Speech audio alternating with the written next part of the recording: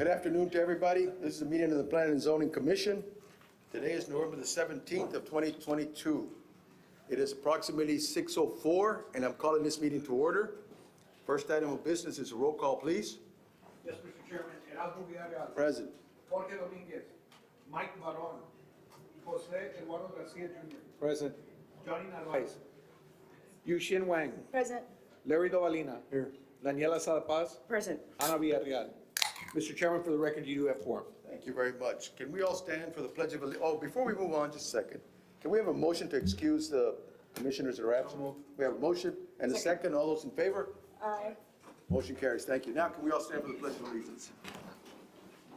I pledge allegiance to the flag of the United States of America and to the republic which stands, one nation, under God, indivisible, with liberty and justice for all.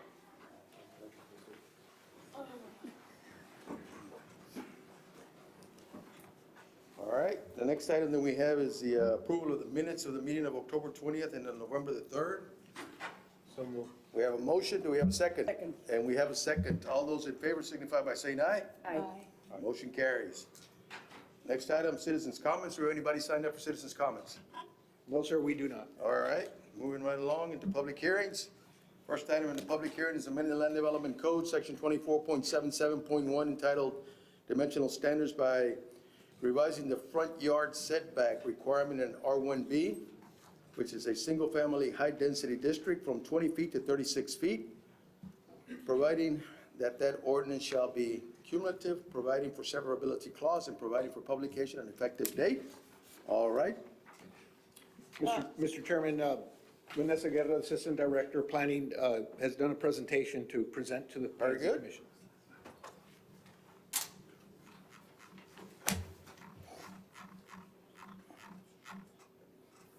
for the record, let us reflect that Commissioner Barron has joined us. Thank you.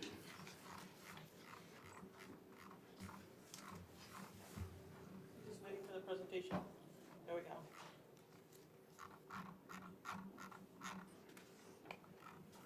All right, good evening, Mr. Chairman, members of the commission. The issue at hand is that we've been getting reports that the narrow lots coupled with on-street parking in R1B zone developments are proving difficult for two-way traffic to access. The mobility is being hindered, and larger vehicles are having difficulty also maneuvering within the subdivision. Due to the safety and mobility concerns, management has directed staff to develop the ordinance to increase the front yard setbacks in the R1B, the single-family high-density residential zones. The purpose of the amendment is to increase the front yard setback from 20 to 36 feet to provide for an increased on-premise front yard parking area, to encourage the reduced utilization of on-street parking, facilitate two-way traffic mobility, and improve access for oversized vehicles. So we're gonna go over just a quick intro to zoning. We'll discover what the R1B allows. We'll go over the R1B dimensional standards, dimensional and performance standards, go over a little bit about the genesis of the R1B zone, and review the proposed ordinance amendment. So the city is divided into zoning districts and specific use overlay districts. There are approximately 19 zoning districts. They were developed in accordance with the comprehensive plan, and they're intended to promote the health, safety, and general welfare of the community. R1B, as you can see highlighted, is one of the districts, the zoning districts. What you're seeing here is an overview of the R1B zones. It's a bit difficult to see, but as you can see, they're scattered throughout the city. You'll see some in the north, and some in the south to the east. There's a listing. We have all the way through 2021, there's approximately 17 R1B zoned areas. What is an R1B? The purpose of the R1B zone, or the single-family high-density residential district, is to provide for residential uses, and those uses normally considered an integral part of the residential neighborhood they serve. And the R1B is intended to provide for the subdivision of single-family residential lots with a minimum of 3,000 square feet. So this is a relatively new zone. It was created in 2015. In 2015, a group of local developers and constituents expressed their interest to council interest in the creation of a new zone to provide for reduced area lots from 4,500 square feet to the 3,000 square feet. Council then directed staff to work with a planning and zoning subcommittee to develop an ordinance regarding this new zone. So staff reviewed the new zone and developed in collaboration with the subcommittee.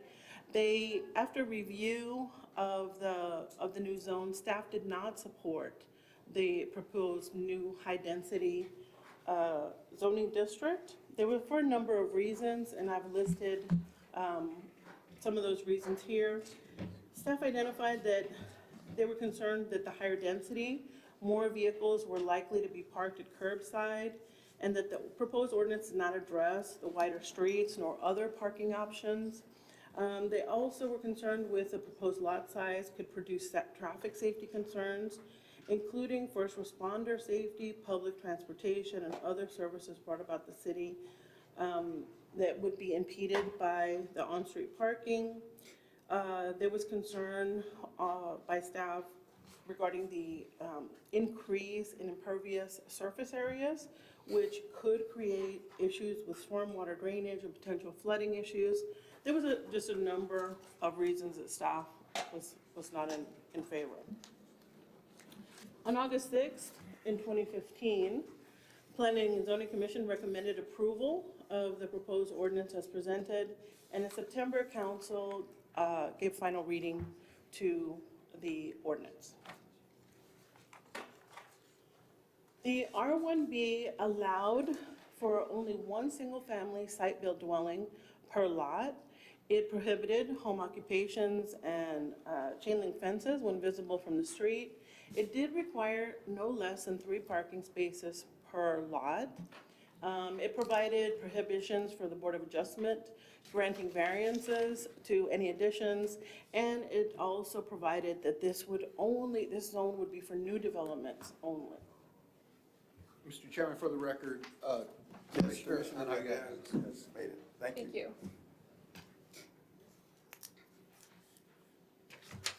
This is a quick comparison of the 3, I guess, most popular of the residential zones.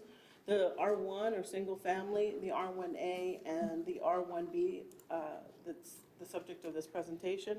As you can see, the front yard setback for all 3 zones is 20 feet, and the single family residential lot area is 6,000 for the R1, 4,500 for the R1A, and 3,000 for the R1B.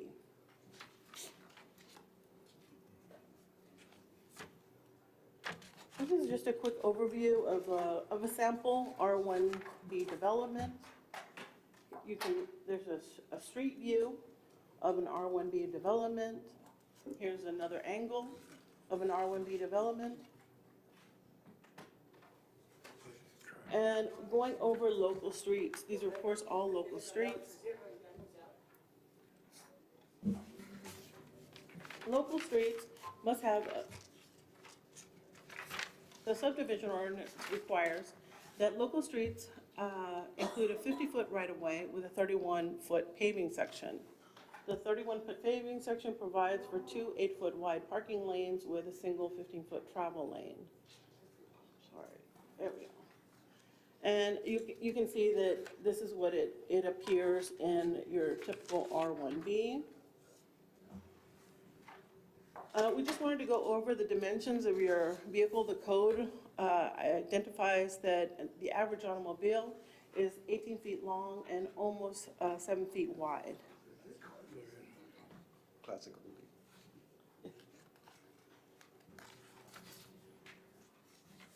Now, the proposed ordinance, and I know that that chart is a bit difficult to see, but the only change that you'll see on the dimensional requirements for the R1B is that the front yard setback will be increased from 20 to 36 feet. Staff supports the proposed ordinance for the following reason. It does increase on-premise parking area. It encourages reduced utilization of on-street parking.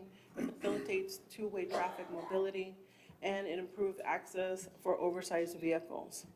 The alignment with the comprehensive plan, it is aligned with the comprehensive plan, who emphasizes complete streets and wants to make sure that the community is provided with safe access and mobility for all users, including transit, pedestrians, motorists, and cyclists, including, of course, first responders. And then there's the proposed motion, Mr. Chairman. And with that, that is the end of the presentation. Let me ask you a real quick question before we go forward. You mentioned there were 17 R1B developments. Through 2021. So Through all of them 2021, okay. that have come into creation this year, How they were not many listed. developments did we have that were not R1B? Do you have that number by any chance? I'm sorry, I don't. That are not R1? Yeah, I'm just curious, I'm just trying to figure out the balance or the comparison as to, R1Bs as opposed to R1s and R1As to see how this whole thing shakes out, but that's okay. All right, this is a public hearing. Anybody who wishes to speak in favor of this ordinance or against this ordinance?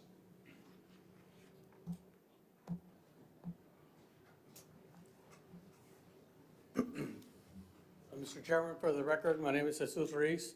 I'm the owner of Ruiz Homes. I see some of the council members here, some of the commissioners here that were present when this ordinance was being put in place. I'd like to make a couple of comments. I'm definitely against this proposed ordinance. There is nowhere in the city of Laredo any residential zone that has a 36-foot front setback. When the original proposal came out was for two-car parking on the R1B zoning, and you all wanted three parking spaces. It's very easy to accommodate 3 parking spaces and still have a 20-foot building setback, and we went over that at those meetings before.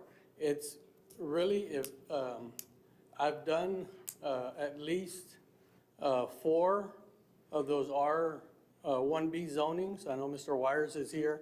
He's done some. Richard Achar has done some of the R1B zonings. And I can tell you that when I go to a closing and I deliver the keys to one of my homeowners, they have my cell number. I have yet to receive a call where people say that they can't back out of their homes because of excess parking. The current R1B zone provides for 50% more parking than all the other zones. So I really don't understand why there's a need to do a 36-foot building setback when very easily you can accommodate the 3 cars within a 20-foot building setback. I would say, at least in my communities, the ones where I'm the sole builder, I would say that I would probably about, say, 20 to 30% of the homes will have a 2-car garage within that 35-foot lot. Once you have a 2-car garage, you have 4 parking spaces. When I share the subdivision with somebody like an Arriba or an Armadillo or a Westwind, those guys typically like to do the 2-car garage home. So really, the amount of residents that are out there that are only getting a 3-car off-street parking, they're, it's about 70% of them. So what it does essentially is it takes one additional car off the street for each additional R1B lot. As far as site plans are concerned, it's a building permit enforcement. Now, I listened to the presentation that Mr. Salinas had here at the September 15th meeting. And, you know, I just don't see the concerns that Mr. Dominguez had. And I don't know that you guys are that residents are coming here on a frequent basis saying, hey, I can't get out of my car. And that seemed to be his principal point. When you go from an R1, A to an R1B, I don't know how to turn this thing. Got it. We'll get it. There it is. When you go from an R1, this is in the shaded green section, that's the R1B. On the shaded red section, that's the R1A. So really, what's happening? We're only reducing 7 feet from the front foot. What does it do on the economics? You basically go from like about 6 lots to the acre to 7 lots to the acre. What does it do for the consumer?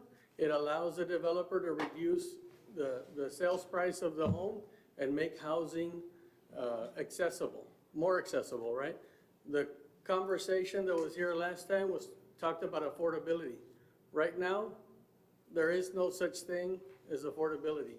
And when this zoning came before you, there was a big concern also about affordability.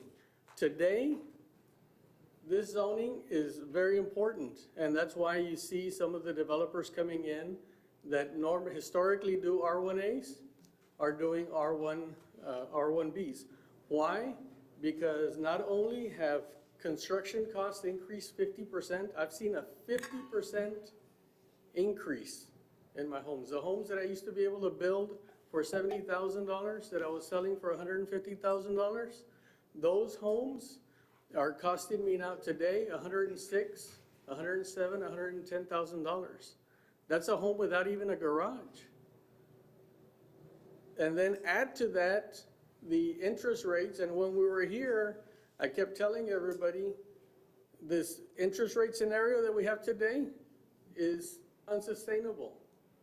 In other words, not even our grandparents had the interest rates that we had, back then in the 3.5s, 2%, because everything was regulated as far as the interest rates. Our grandparents didn't even have the rates that we had just a few years ago. Today, a mortgage rate is close to 7%, and in some cases, 7%. So the affordability, or what they call the affordability index for the city of Laredo, has just like drastically shrank. And we're talking that we're denying the homeowner the ability to use more of their lot for building area, which means that what you're doing is you're throwing their backyard through the front yard. Most people don't use their front yards anymore. Their front yards typically are more for landscaping if you're in a higher income neighborhood, or they're for parking if you're in a lower income neighborhood. This, not only is it going to impact the cost of their homes, it's also going to increase the landscaping section. People can't even afford the water. I mean, today our water bills are ridiculous, and I'm not complaining. I'm happy that I live in the United States. I'm happy that I'm able to turn on the water. I gladly pay the bill for the water, but my homeowners, it's a big hardship for them. So as far as the site plans are concerned, I had provided some site plans last time. which is, it's the same presentation that I had last time. Okay, there you have a single-story, 800 square foot home that you can add that third parking space there.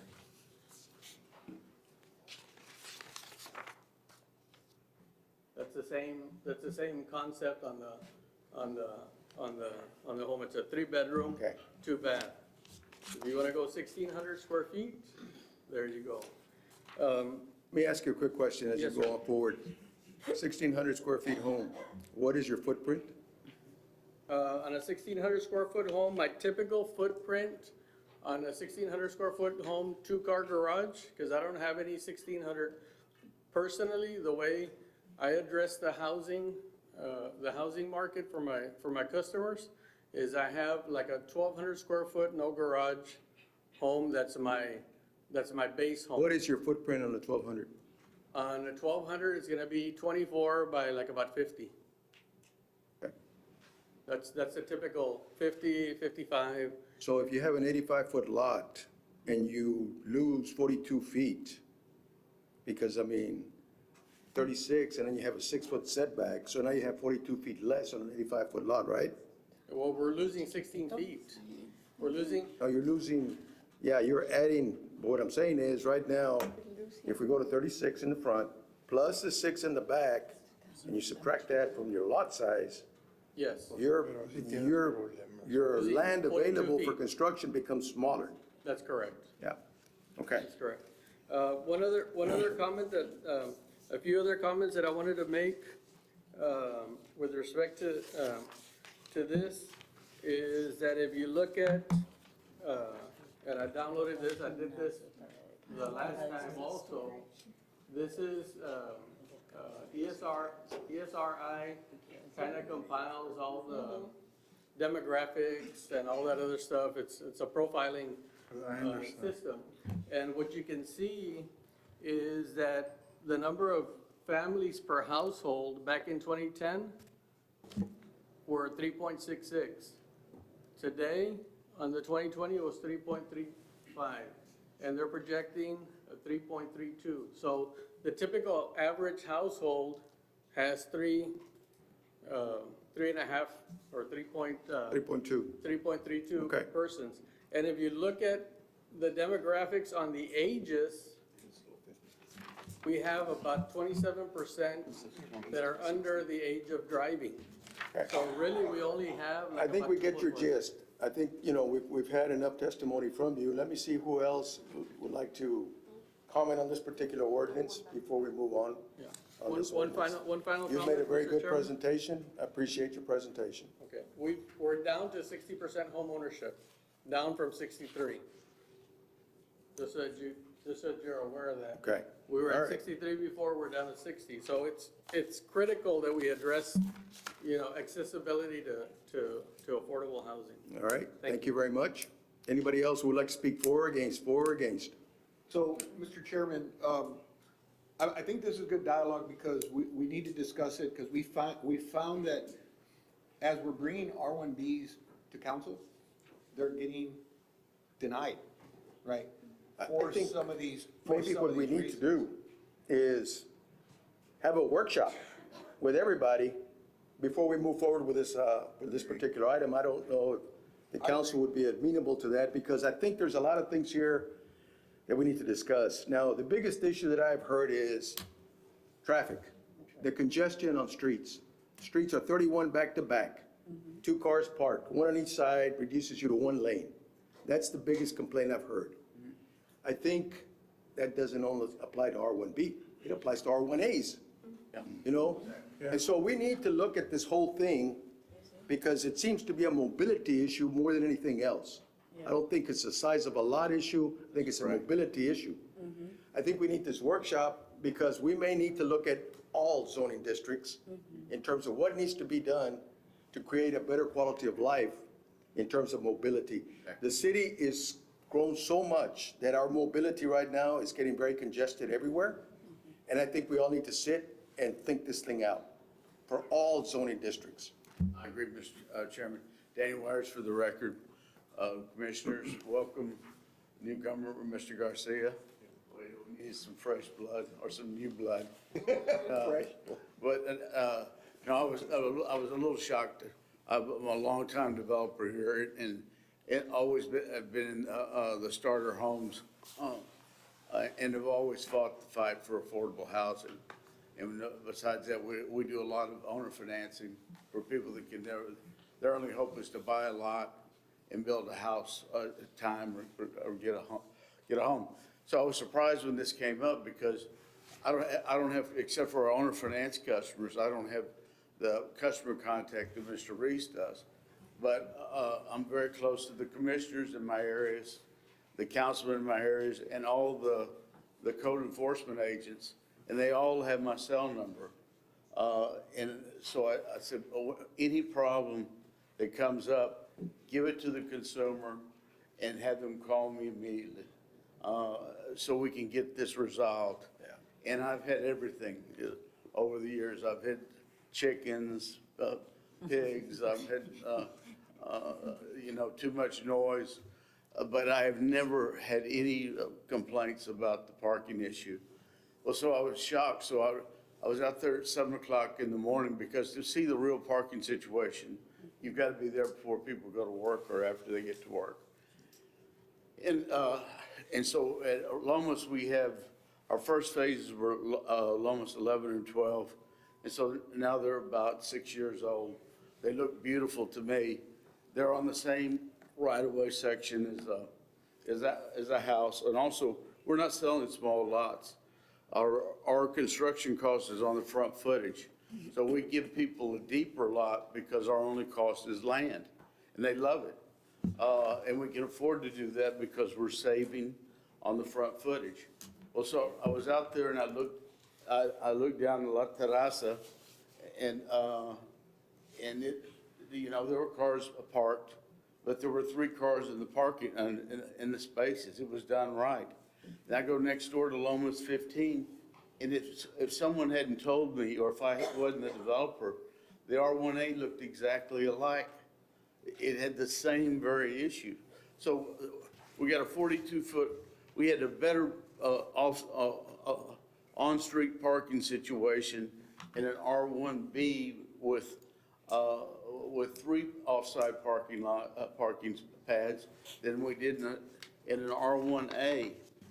But then much to my chagrin, I drove to the newer phases, which there's no traffic because they're built out and so they're not fully in. But when I went out there, I was shocked to see that the builders were only doing 2-car pads in an R1B, which is not a problem now because the homes are, the subdivisions, all the lots are sold, but subdivisions filling in. Well, I called the builders and they said, and some of them knew better. So we had a heated discussion about that. And Mr. Villarreal, you were the one that was adamant in 2015. Correct. That the only way you would support this was with 3 car parking, and we quickly understood that you weren't going to back off, and so we gave in. I think what we need to do is, like I said, we need to have a workshop with everybody, I agree. and we need to address the housing issues, you know, from all residential I zones. agree. And I think that's something we haven't had in a long time, and it's time to do that. And I think this commission is willing to support that, to work with everybody. So it's the planning department so that we can go forth. So at this time, I am going to ask to table this particular. I just wanted to make a quick Yes, sir. comment. Go ahead. And thank you for your comments. Yeah, Mr. Chairman, I do agree that it is a good idea to form either a subcommittee or a workshop and have all the stakeholders in place so we can discuss this. We already had looked at this, and I think sometimes the only thing I can say is, I don't know if it's the ordinance or compliance because of that additional space or garage that needs to be built. I don't know sometimes if these homes are being built with that garage in mind, and if not, but all that can be discussed in the workshop. And in the ordinance that we have here in front of us, it says a minimum of 300 feet, just real square feet, so I think that it's meant to say 3,000 as far as in our documentation that we have here. So I know we need to make that change here. So little things like this where we can go over the ordinance, dot all the T, Well, like I Is said, and all that I stuff. think we just need to look at all zoning districts. Mobility is one of the biggest issues. Correct. In all zoning districts right now. And if staff can have the R1B master plans of the specific R1Bs that have been approved, and then possibly have those given to us, so either we can go out and sometimes the best way is to go to the actual R1Bs, physically see what's going on, and to see whether it was a compliance issue or it's an ordinance issue. Because sometimes some if you're adding the garage or not adding the garage, can you extend the front yard setback or not? Those are all key things to look at this R1B. So we will get that out. We have the list. We'll have it out tomorrow. Everybody can get a master plan for each development, because we did have the list. And we did find that there were some developments that are R1B and the 3 parking spaces were not, Correct. put in. Right. So Or we did sometimes talk to the they only do the inspectors. driveway for one car, yet it's an R1B, but if they were to extend the front of that parking area, Then they'd have the you'd space. have the space, correct? So is it compliance or is it the ordinance? So we did report to the building department to check that for us, but we will get that information. All right. Yes. Can we have a motion to, Move to table and to form a committee to do a workshop.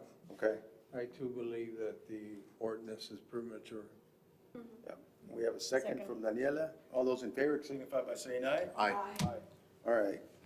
And we're tabling this item, and we will form a committee so that we can look at this thing prior to it coming back to the commission. I'll form a subcommittee of some of the commissioners who may have some time. Also, we can include some of the other departments like code enforcement.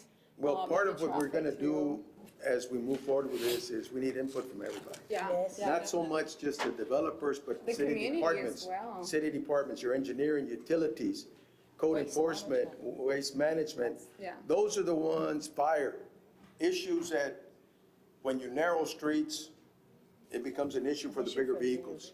Yes. For example, right now, in any subdivision that you go to with a 31 back-to-back, 2 cars parked on the side, you got 1 lane, so if there's an emergency and an ambulance has to go through, they're gonna stop in the middle of the street to take care of that resident. There is no way you can go back and forth on that street anymore until that issue is resolved. But it happens in any zone. And it happens in any zone, that's why I'm saying we need to look at all the zones. Correct. Because we need to do a quality of life thing for all zones. Okay, all right, thank you very much, all right? The next item is the amending of the zoning ordinance of the city of Laredo by rezoning approximately .05 acres, 2,082 square feet, being all of share area of the east half of Lot 1, Block 233, Western Division of the city of Laredo, Webb County, located at 1306 San Bernardo Avenue from B3 to CBD. Thank you, Mr. Chairman. For the record, applicant is Ricardo H. Lopez, owner and applicant. Property description, approximately 0.05 acres, located at 1306 San Bernardo Avenue. The zone change request is from a B3 to a CBD. The proposed use is a commercial retail store. Letter sent, 12-4-0 against 0. Location view. Aerial view. Street view. Zoning overview. Future land use.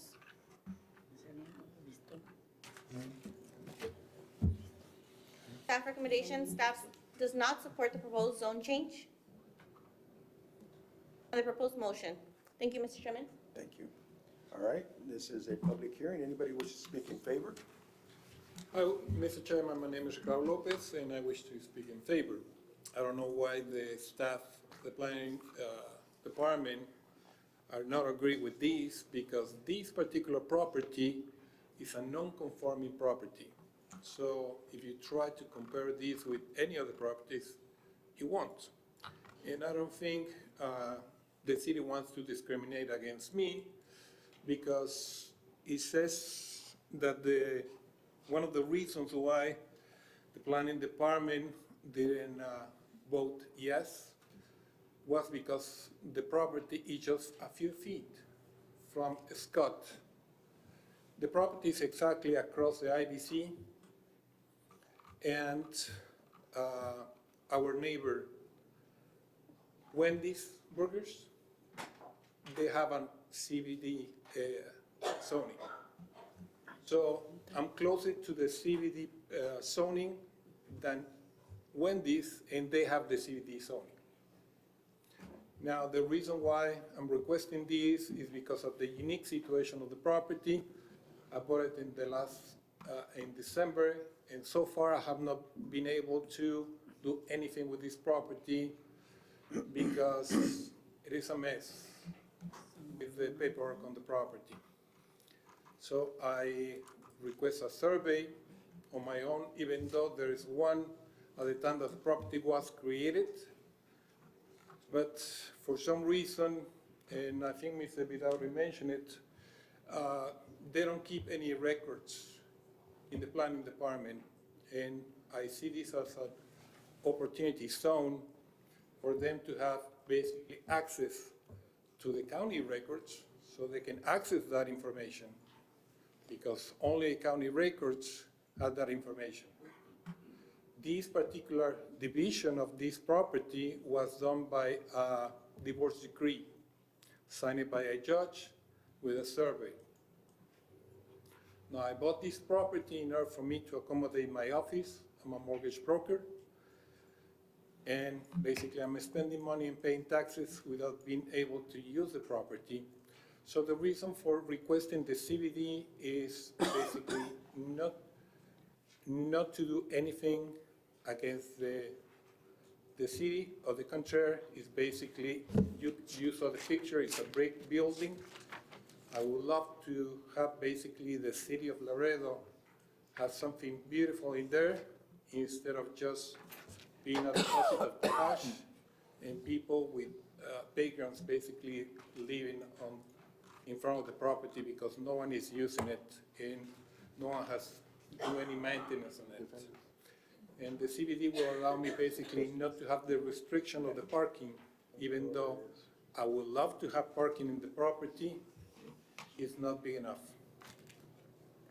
So I request the church at the corner for them to allow me to park in there or request for my clients to park on their premises. Since they're a Baptist church, they don't use the property during the day, only nighttime and weekends. So Monday to Friday, during the day, they're empty.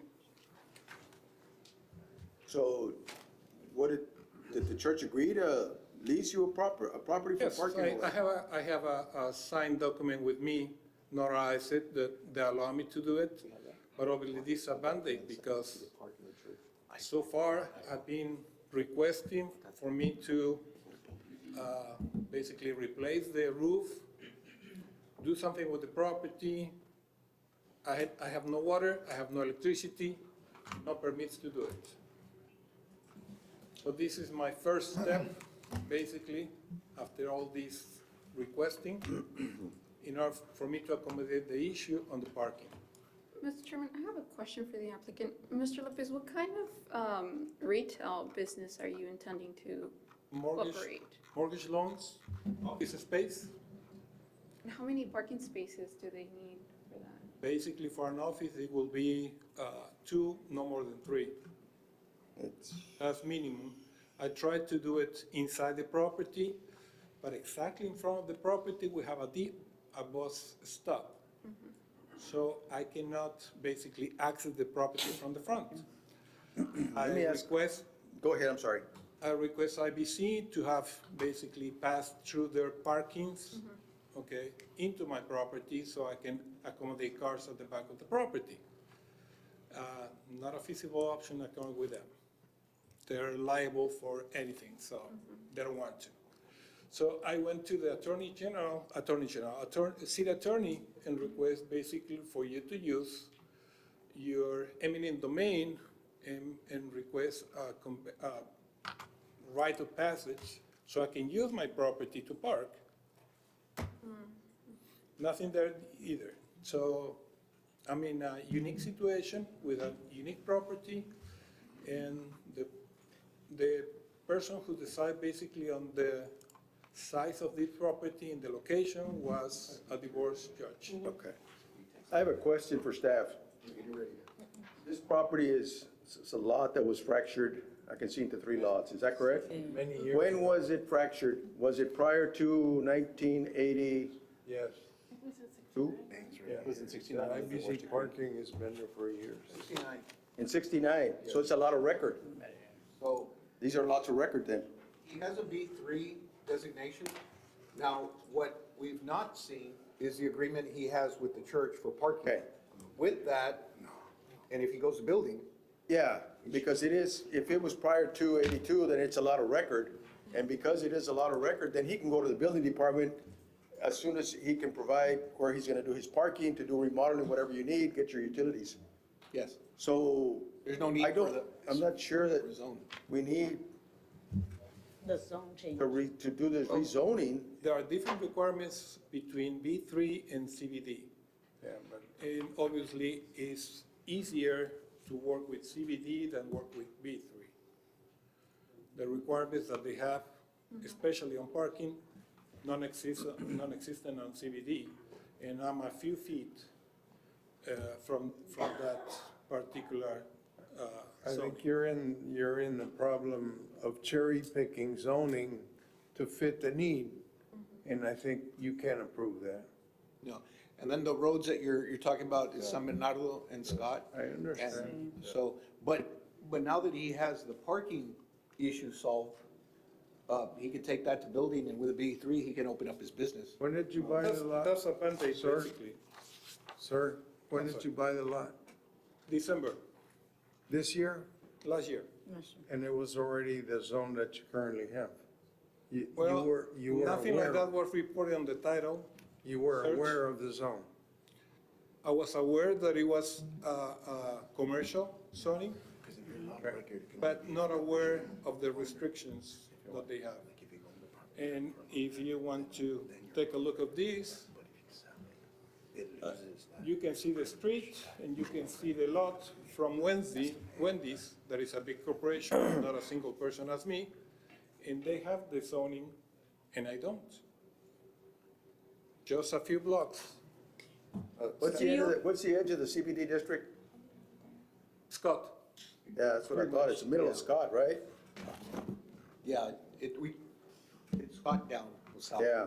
Also, an issue that we see here is that your lot compared to the Wendy's does not meet the lot requirement, like the width.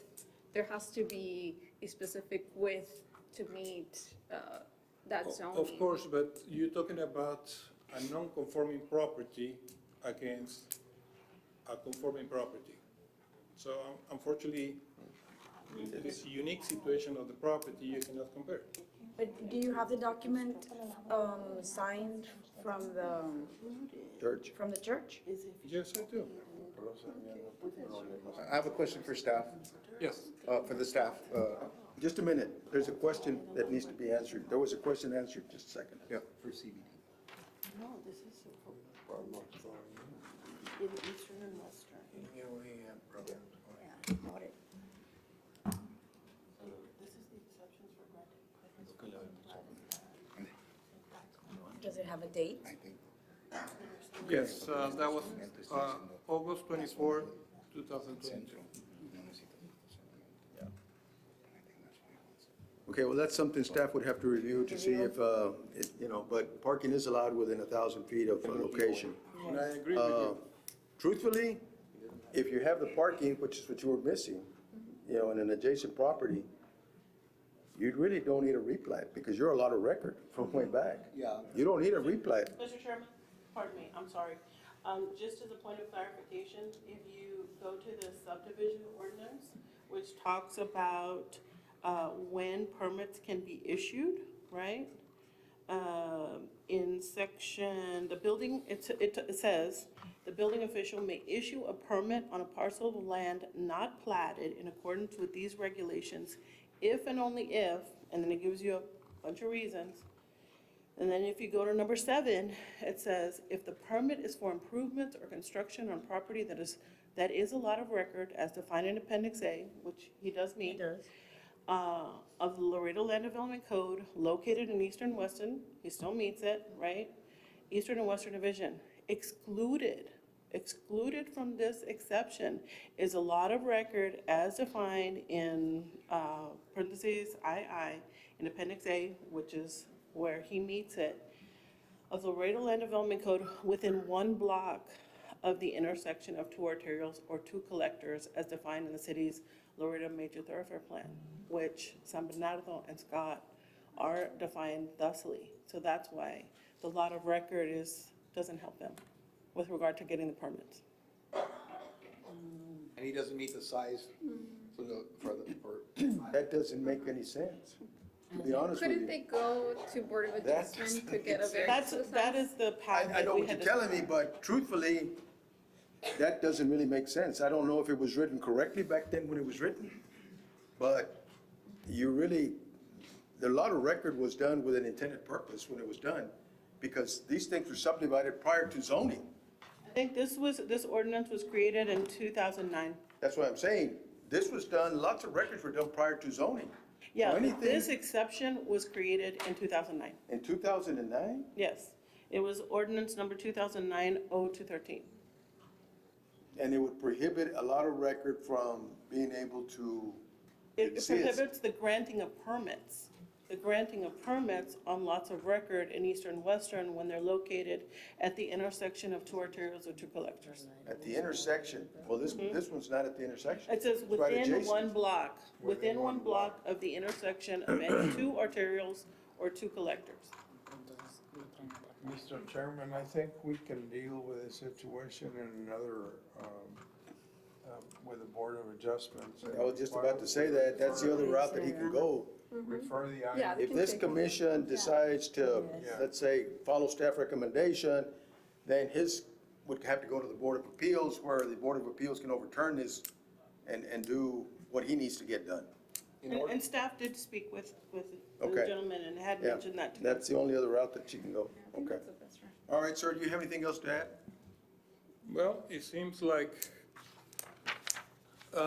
basically a judge's decision put me into this predicament. Okay. And first, it's something that this is a hot potato no one would like to touch. Okay. All right. But I need to be able to use and enjoy my property, Sure. okay? Okay. Thank you very much So, for your comments. thank you. Anybody else who wishes to speak for or against, for or against? All right, what are the wishes of the commission? I did have a question earlier. Yes, sir. But that's all right. We can move forward. Okay. I already forgot what I was gonna ask. so. Motion to follow staff recommendation? Yes. Is there a second? A second from Ana Villarreal. All those in favor signify by saying aye. Aye. Those against? Motion carries. All right. I'm going to ask to move an item up, which is item 11A. And this is Yeah, the last one. presentation by Rio Grande International Studies Center's climate cohorts. If I can have a motion to move this item up? So moved. We have a Second. motion right here and a second. We all second. All those in favor signify by saying aye. Aye. Aye. All right, thank you. All right, we have this presentation coming up. So, Mr. Chairman, we did get a phone call. These young adults are getting ready to present this presentation to city council. They were asked if they could practice, right, with the planning and zoning commission, and I said, dale, go, I told them, go ahead. Okay, So they're all yours. all right. Be nice. Mr. Lovelina. Yes. Hold my breath. All right, good evening, Mr. Chairman, Commissioners, Mr. Navarro, and staff. Thank you all for having us. My name is Tricia Cortez with the Rio Grande International Studies Center. It's good to be here, and I feel honored to introduce you all to a remarkable group of students known as the Laredo Climate Cohort and some members of our team, namely Sheila Serna, Lauro Martinez, Dr. Maria Reyes, and Dr. Puneet Gill. This cohort was established this summer with support from the Climate Reality Project that selected Laredo through a highly competitive process. Tonight, we have a short but very timely presentation for you and our Laredo leadership. So with that, I will turn it over to the cohort. If you need to grab the mic, you can also use the microphone, and then you can have somebody stand in the middle there. Right there. I don't know if that mic works. The There's microphone a right mic there. right there, Near the on your right fridge. side, right there. Right there, the That- microphone in There you front of go, you. you can pull that up. You can put it, take us, okay? So you'll have 2 mics working. I'm just gonna, the first Hello, everyone. My name is Daniela Castro, and I am part of the Rio Grande International Student Center Climate Cohort 2022. We are the Climate Cohort 2022. Firstly, on behalf of all of us, we'd like to thank you for giving us your time to share our presentation and our ideas. For a couple months now, we have been working on solutions and ideas to help with crucial environmental issues here in our community. So without further ado, we're going to start our presentation. Thank you.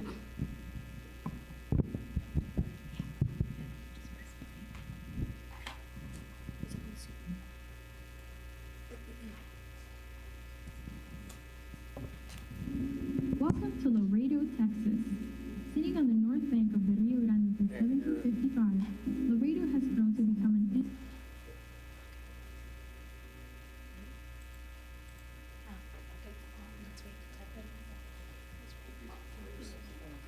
It's better to get this done here than later on, so that's okay.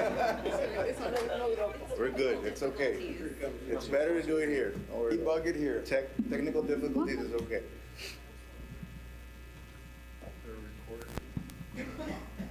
La bocina está muy pequeña y le tienen que poner el micrófono para que se oiga más fuerte. Yeah. But it looks good so far.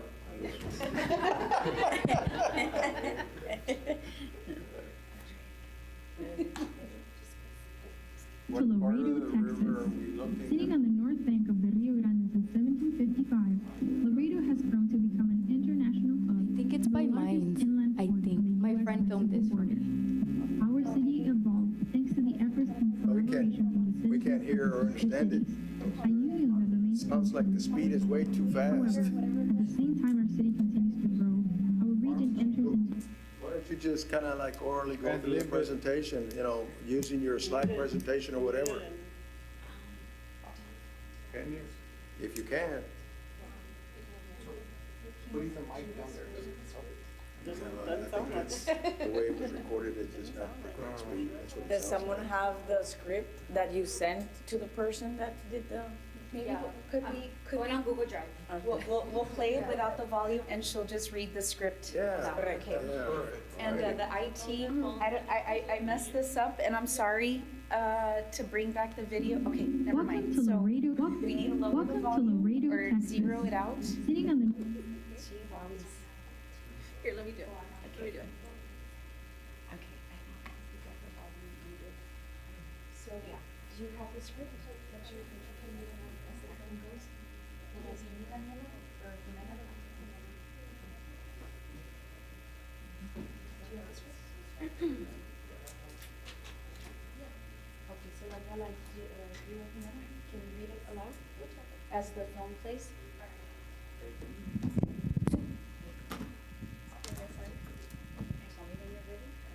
All right. Welcome to Laredo, Texas. Sitting on the north bank of the Rio Grande since 1755, Laredo has grown to become an international hub and the largest inland port on the US-Mexico border. Our city evolved thanks to the efforts and collaboration from the citizens of the sister cities, a union that remains strong to this day. However, at the same time our city continues to grow, our region enters into an era of drought and extreme heat. That is why some Laredoans have come together to make a difference. About 3 months ago, we, a group of nearly 24 student activists, came together thanks to the Rio Grande International Study Center with the intention of forming Laredo's first ever climate cohort. As the youth of the city, we feel a sense of responsibility to address the the impacts of climate change in our region and feel united by a common sense of urgency for the improvement of Laredo. This past summer, Laredo reached weeks of scorching 110-degree temperatures and had a wake-up call due to rapidly declining water levels in Amistad Dam, the reservoir that feeds us. The time to act is now. We participated in workshops that instructed us in the topics of climate politics, environmental justice, climate hope and healing, equitable tree canopy, and solar-ready warehouses. We went on several field trips around Laredo to familiarize ourselves with the city. Our community mentors and partners include fellow climate activists, industrial developers, landowners, and university professors. One highlight last month was sending several members of the cohort all the way to Houston to participate in a Climate Reality Project Summit. We met and spoke to former Vice President Al Gore and discussed ideas to create a better future for South Texas. City Council, Planning and Zoning Committee, please join us in creating a future for Laredo that is climate resilient and habitable for your family, your kids, and their grandkids. We are asking that you empower the creation of a new climate task force for our city. Thank you.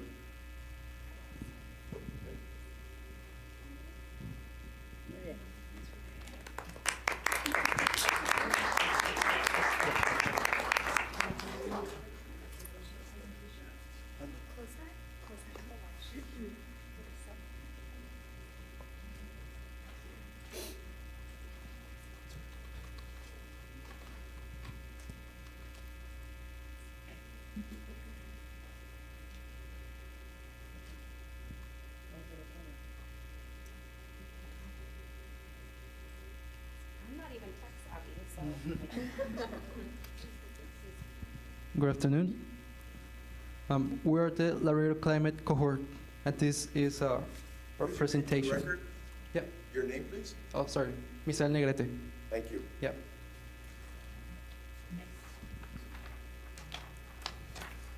So, we are a group of students united with the drive to create a sustainable and resilient community in the face of climate change.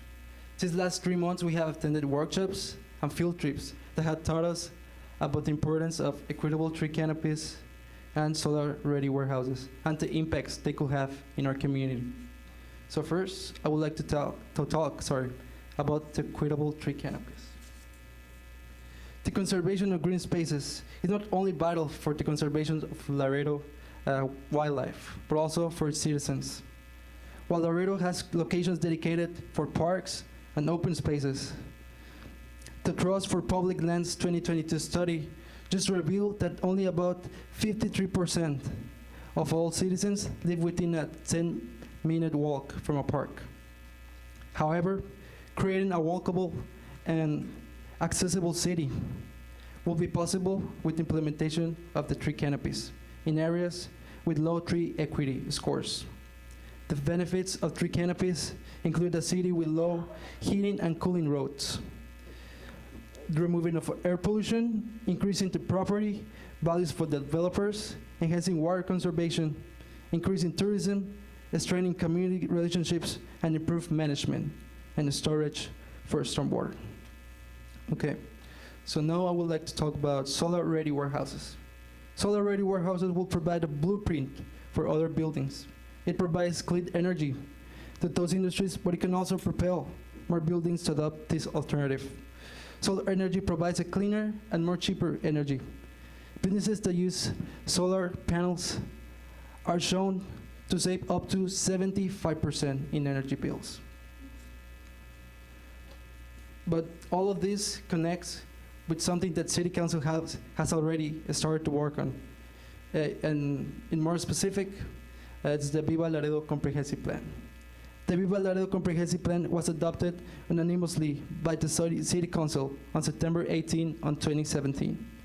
After a series of meetings, public events, and 10 days of conversation with the public, the purpose of the comprehensive plan, as stated in the plan itself, was to increase employment opportunities through the diversification of the economy and improve Laredo's quality of life, with better home affordability and improve residents' health.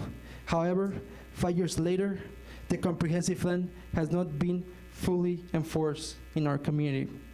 So our solution is to is to create a climate task force. A climate task force is needed to work with the community and professionals for the clean and sustainable city envisioned in the Viva Laredo Comprehensive Plan. The work of the task force will ensure that future generations will have access to green spaces and the unique habitats that make Laredo a great place to live in.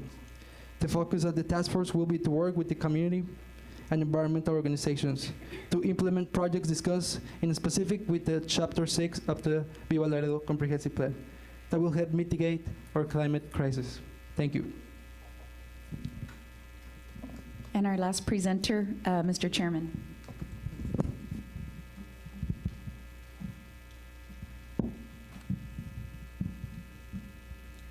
Good evening, Chairman and members of the Commission. For the record, my name is Genesis Britz. I'm a senior at United South High School and one of the youngest members of this climate cohort. First and foremost, I want to thank all of you for taking the time to be here and allowing us to present our climate task force before you. We understand and appreciate the hard work that you contribute to Laredo. Your dedication to your community is precisely why we are here, asking you for nothing more than your support to implement a committee that is going to put forth the Viva Laredo plan. As mentioned in our presentation, this plan was approved and passed by our City Council back in 2017. The reason our council members favored this plan was due to the fact that it will bring economic prosperity through job creation and better quality of life due to affordability and long-term positive effects on our people's health. The issue lies in the fact that although this plan was approved, nothing was done to implement it, which is why we need your support. All we are proposing is the creation of a climate task force that would give everyday Laredoans a direct voice in our government to administer the Viva Laredo plan. Students, professionals, parents, and anyone who has a deep passion to protect the livelihood of our community, such as ourselves, will be able to serve on the committee.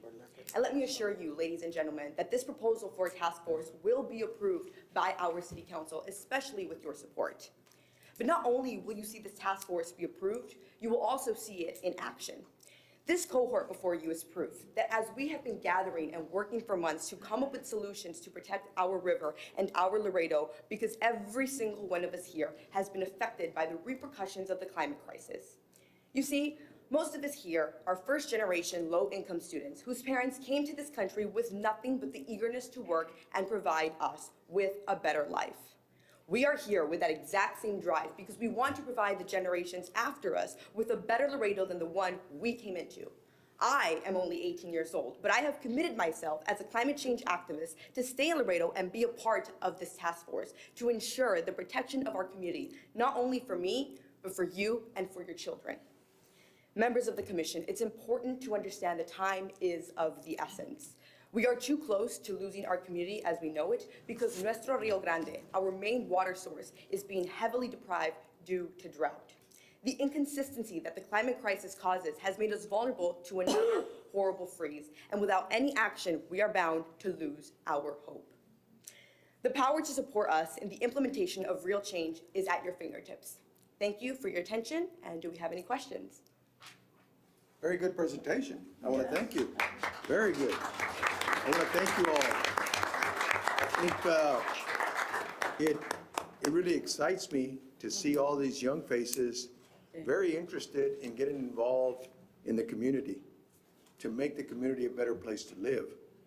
Normally, it's left to older people. This really excites me that we have a very good group of intelligent young people that are looking out for the future. You're absolutely correct. Water is life. And with the climate change, we're going into severe droughts or the opposite, severe flooding. How we manage our climate into the future becomes very critical on how we survive. I think the task force is one way to start looking at things because there are multiple ways that we can derive water, which is life. The task force, I'm sure, can be in front to figure out different mechanisms on how we can do this. So I want to thank you. This council here, this commission here, I think all support your idea. And I am going to ask them to make a motion so that they can be presented to City Council that we are in favor of what you guys want to do. Can I have a Yes. discussion?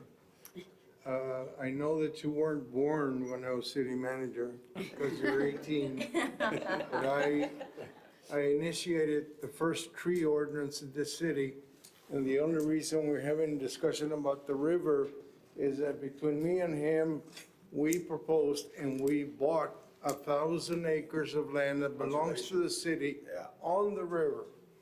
And so that's why you have a tool to put together and move forward with your proposal. Yes, yes. And I also want to add something real quick. First of all, you guys are awesome, and congratulations for jumping through the hiccups of the video. I think those things happen all the time, so you were able to recover really well on that. And thank you for truly trying and being leaders of your community and setting the example. One thing I think that I would just add to your proposal to City Council would be to have someone from the city to join your cohort. I think that that is a city initiated plan, and we should have more skin in the game. We should be more involved. We should push forward and work with the community to make this happen. Yes. It shouldn't be someone outside. We should have more accountability too in working and ensuring that our community is truly sustainable and that we're moving in the right direction. So thank you for being leaders, and hopefully, you know, someone from this commission or just the city in general can join you in that effort. Absolutely. We would love to have people from city council and of course, all of you guys, your experience and your wisdom to join and to guide us, younger generation, of course. In the issue of water, many years ago, back during the same time frame that I talked about, there was a company that went bankrupt. It's called Pecos Valley Farms or something like that. And they had water that was riparian water, which is different than the normal water that you have on the river. So we went through a whole scenario of putting it together where the city can take that water and store it if it ever gets the gumption to do that. And that's the only portion of the total water that the city owns that they can actually do that. And it was finally approved through a court order. I don't think Mr. Garcia was here at the time, but it's somewhere around 3,000 or 4,000 feet of acre feet of water. And it's something that you need to look at because it gives you an opportunity to create a town lake like Austin. It gives you an opportunity to have a scenic drive like the cities on the Mississippi, St. Louis. We're all part of America, and we ought to act like it. Well, we accept your nomination to be on the. I was gonna say that it was good for us to be the first to hear you, because two of the members of this commission have all the history of Laredo in their minds, okay? You don't need records for that.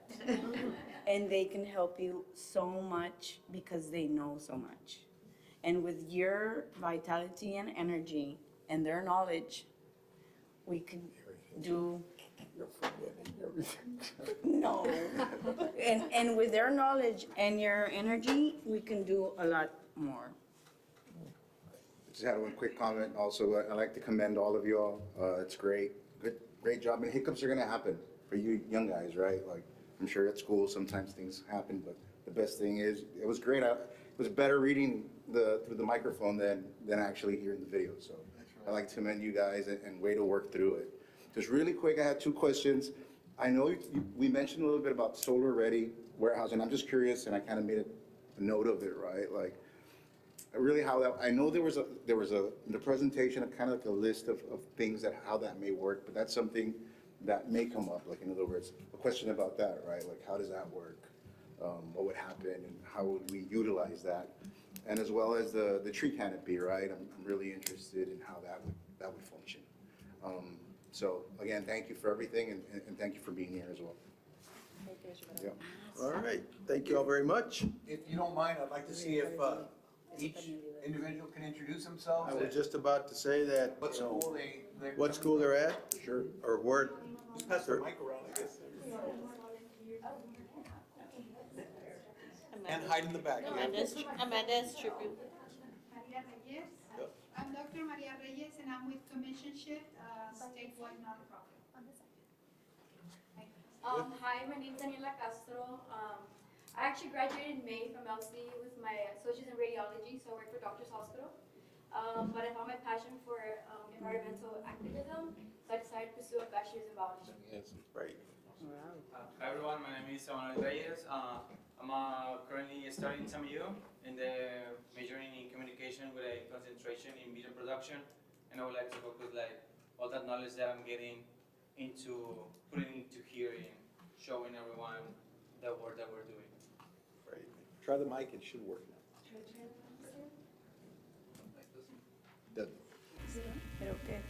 Test, test, test. Hello, everyone. My name is Misael Negrete. I'm enrolling in Laredo College.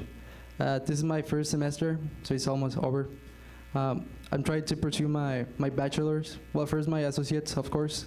Then my bachelor's in aerospace engineering, hopefully 2 years from now. And I think this is super important for us as well to get involved in the things that affects our community, our city, and to be the ones that tackle their problems. Because at the end of the day, those problems are going to affect us in the future, right? So I think it's pretty important that we're here, and I'm pretty proud of everyone here as well. So hopefully we can change something in our community for the better. Hello everyone, my name is Alberto Gonzalez. I go to TAMU and I'm pursuing my bachelor's in political science. I found my passion with working with risk and learning more about not only solar warehouses but tree canopy, as I love researching and doing the best I can see in how to improve my community. And I see this as a way to create a better Laredo for tomorrow and for the children that we're eventually going to have to look after. Thank you. Hello everyone, my name is Sarai Santos. I'm currently studying at TAMU. I'm pursuing a bachelor's in psychology and a minor in sociology. I decided to join this climate cohort because I wanted to become more involved in the community and see if I can make a change. Thank you. Hello everyone, my name is Albert Gonzalez. I am a biology major in TAMU. Thank you for your receptiveness for today. I joined this cohort because I'm passionate about citizens' quality of life, and working towards sustainability in your city is really the way to have a great quality of life. So thank you very much. Hi, my name is Daniela Rangel. I am currently a business major with a concentration in management, and all my past work has been in nonprofits, mainly online. And so what better way than to join RISC and actually be on the ground in my community serving everyone. Good afternoon, everyone. My name is Kobe James Lopez. I currently attend Laredo College, and I'm pursuing my associates in English. But after having, I'm sorry, I'm a little bit camera shy. After having witnessed my years being there at LC, watching the environment, and living alongside it, I started appreciating more of the environmental sciences that I learned about there, and enjoying nature. And I'm sorry. But thank you all for your time. Hello, my name is Jimena Ruiz. I am majoring in communications at TAMU, and I'm minoring in sociology. I have a passion for both media and humanitarian issues. So when I saw this opportunity in RISC's Instagram, I knew I had to jump and try and make a change, to make a difference. Hello, my name is Yatsiri Garcia. I'm a sophomore in TAMU, and I just wanted to join the cohort because I wanted to be more involved in our community and to just make a change. Hello, everyone. My name is Ramiro Barrera. I go to TAMU. I'm majoring in criminal justice, and I want to join the cohort to be part of the change that everyone needs. All the, how should I say it? All the needs, like right now, the river, we're running out of water. Early August, I believe it was. I just want to be part of the change we all need. Hi, my name is Jennifer Garcia, and I am a student at TAMU majoring in nursing. So I decided to join the cohort because it is not only important for me, but also for my family, my older relatives, and also my future kids, that I'm trying to make a change now so that future generations are proud of us, the 2020 cohort, since we're the first ones. Thank you. Hi, my name is Alicia Reina. I'm a junior at TAMU. I have a BA with a concentration in marketing, and I'm so happy that I have joined this group that wants to make a change in the work, in the world, in the city, and yeah, I'm so happy for it. Hi, my name is Paneet Gill. I'm an associate professor in the College of Education. I am excited about doing research and educating youth about climate change and continuing this climate change task force, and also educating the public about the whole climate change crisis and what's coming. Thank you. And last but not least, we have the high schooler. Hi, once again. My name is Genesis Britz. I am a senior at United South High School. I am clearly the youngest member here. Although I don't have a degree yet, I do plan to attend TAMU and major in political science, and then hopefully pursue at A&M College Station my PhD as well. I would love to sit where you are sitting as a council member in the future. But a little bit more about me. Tricia allowed me to join this cohort because I am heavily involved in my community. I am part of the Laredo City Youth Council. I am the head chair, so we have something in common, where I lead the youth of Laredo to see what they want, not only in climate, but in other issues. I am an activist for a whole lot of other human rights issues, and I've interned for multiple departments within the city with the engineering department, so I've met you before, Mr. Navarro, the Laredo City Attorney, the health department, so on and so forth. And I'm here because I have a huge passion for fighting the climate crisis. It's a little intimidating, I'm not going to lie, to be the youngest member here, but once again, I know that this is a vital situation. Like I mentioned in my speech, time is of the essence, and I am very grateful to be able to be here before you and before City Council.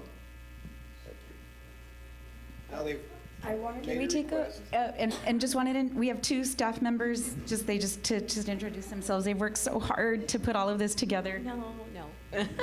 It's a group effort. Sheila Serna, I'm the Climate Science and Policy Director at RISC. I am just so grateful that we have this group of students that have fully committed the full fall semester to this program that Tricia and I really just created on our own. And we really, really hope that you enjoyed it and that you'll continue to work on this and with us, because we've really grown a special bond, and I'm not gonna cry. Hi everyone, I'm Lauro Martinez. I'm the Climate and Water Outreach Officer at RISC. Thank you all for having us. I'm excited to get more young people involved with the City of Laredo, and excited to work with you all to try to get some environmental initiatives passed here in Laredo. Thank you. Mr. Chairman, may we take a picture with y'all? Sure. I just wanted to add one more comment.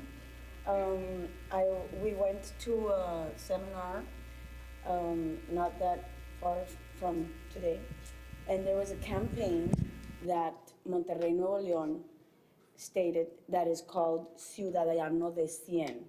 That means that it takes them 3 minutes to take a shower, and they only use a certain amount of water. So we were like in awe with our campaign because we need to be more conscious of what we use, our daily use of water. And I just wanted to let you know, if you didn't know about that one, it's in Monterrey and it's called Ciudadano de 100.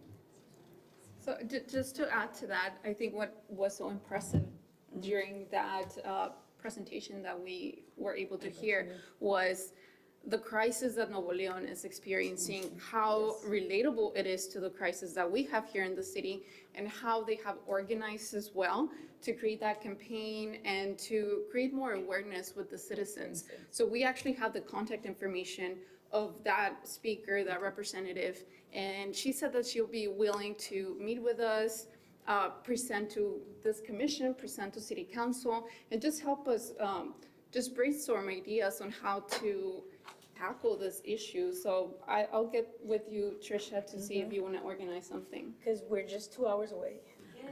Yeah. We look forward to doing that. Okay, let's do it. So if y'all wanna stand over here, and then they'll get together. No, we'll stand Just right stand here, up make here? it stand right here. Should work.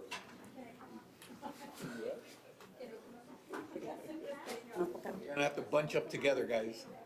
We have to bunch up together? We all have to bunch up. How's it from, guys? Help them get ready. Help them. Can you see them all? There we go. There we go. We're good. We're good. No, I think I got it.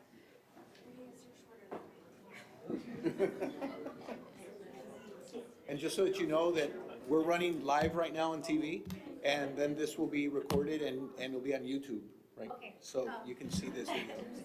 Yeah, this was your prior. Famous. 1, 2, 3. Let me just take one more.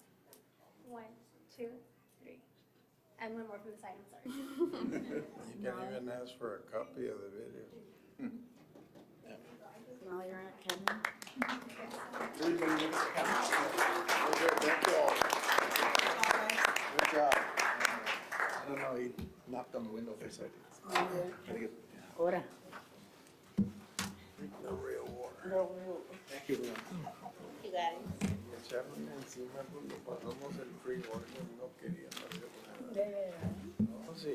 All right, going back to the regular agenda now, we're going to item C, amending the zoning ordinance of the city of Laredo by rezoning Lot 1, Block 1, AGNS plat located at 120 Delmar Boulevard from R1 to B3.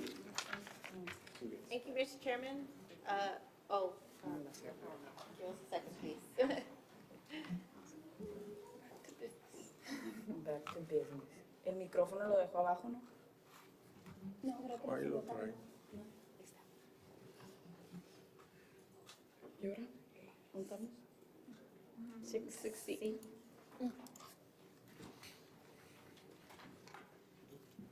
Okay. Thank you, Mr. Chairman, for the record. Applicant is Yellowstone Holding LLC, owner Kristen Jackson as the applicant and the representative. The property description is Lot 1, Block 1, KGNS plat, located at 120 Delmar Boulevard. The zone change request is from an R1 to a B3. The proposed use is commercial, KGNS TV. Letter send 5840 against 0. Location view. Aerial view. Street view. Zoning overview. Future land use. Staff recommendation, staff supports the proposed zone change. Proposed motion. Thank you, Mr. Chairman. Thank you. This is a public hearing. Anybody who wishes to speak in favor of the zone change, in favor of the zone change? Anybody who wishes to speak against the zone change, against the zone change? All right, what are the wishes of the commission? Motion to approve, subject to staff. Close the public hearing, motion to approve, subject to staff. We have a motion, do we have a second? Second. And we have a second by Mr. Lovalina. All those in favor signify by saying aye. Aye. Those against, motion carries. The next item is amending the zoning map of City of Laredo by rezoning Lot 12, Lot 11, and the west one half of Lot 10, Block 1702 Eastern Division, located at 1401 North Arkansas Avenue and 2806 Corpus Christi Street from B1 and R3 to a B3. Thank you, Mr. Chairman. For the record, applicant is Jose Azardo Ruiz, owner applicant. Property description, Lot 12, Lot 11, and the west half of Lot 10, Block 1702 Eastern Division, located at 1401 North Arkansas Avenue and 2806 Corpus Christi. Zone change request is from a B1 and an R3 to a B3. Proposed use is a commercial car lot. Letter sent 2540 against 0. Location view. Aerial view. Street view. Zoning overview. Featured land use. Staff recommendation, staff supports the proposed zone change. Proposed motion. All right, Thank you, thank Mr. you. Chairman. This is a public hearing. Anybody wish to speak in favor of the change? Good evening, Mr. Chairman and members of the commission. My name is Jose Alfredo Ruiz. I'm the landowner. I've been in the automobile business for 23 years. It's been a long time for me to finally get here, that long for me to finally purchase a property and hope to establish my business there and, continue to support the community. Great. Anybody have any questions for Mr. Ruiz? Where is the daycare? Isn't there a daycare there somewhere? It's across the street on Arkansas and one lot over. It's Johnson's Daycare Center. It's on the west, it's across the street on the west side. I know where it is. Okay. Thank you. Anybody else? Thank you, Mr. Ruiz. Anybody else who wishes to speak in favor? In favor? Anybody who wishes to speak against the zone change? Against the zone change? All right, what are the wishes of the commission? I move to close the public hearing and approve subject to the conditions. We have a motion and we have a second by Daniela. All those in favor signify by saying aye. Aye. Those against? Motion carries. Next item, amending the zoning ordinance of the City of Laredo by rezoning Lot 6 and Lot 7, Block 977, Western Division, located at 3801 San Bernardo Avenue and 3802 Santa Ursula Avenue from B3 to B4. Thank you, Mr. Chairman. For the record, applicant is Jose Marta Cabrera. Owner, Edward Foster, is representative.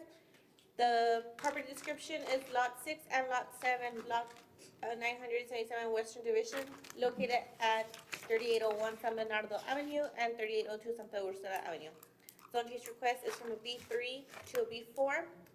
Proposed use is use merchandise furniture. Letter sent 21 for 0 against 0. Location view.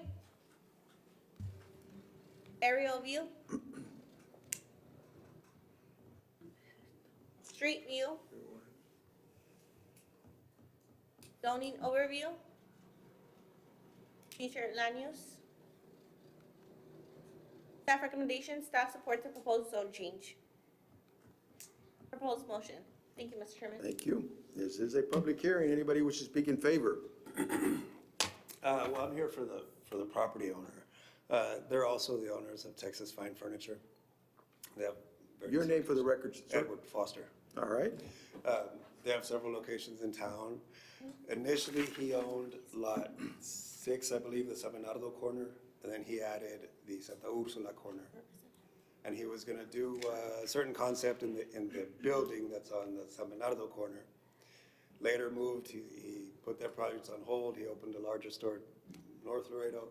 He's back to this project now, and he wants to use it as kind of a outlet for used or damaged goods. He's gonna have, or he plans to have some outdoor display, and that's the reason for B4. Okay. Yeah. Any questions from the commission? No? ¿Qué hay al lado?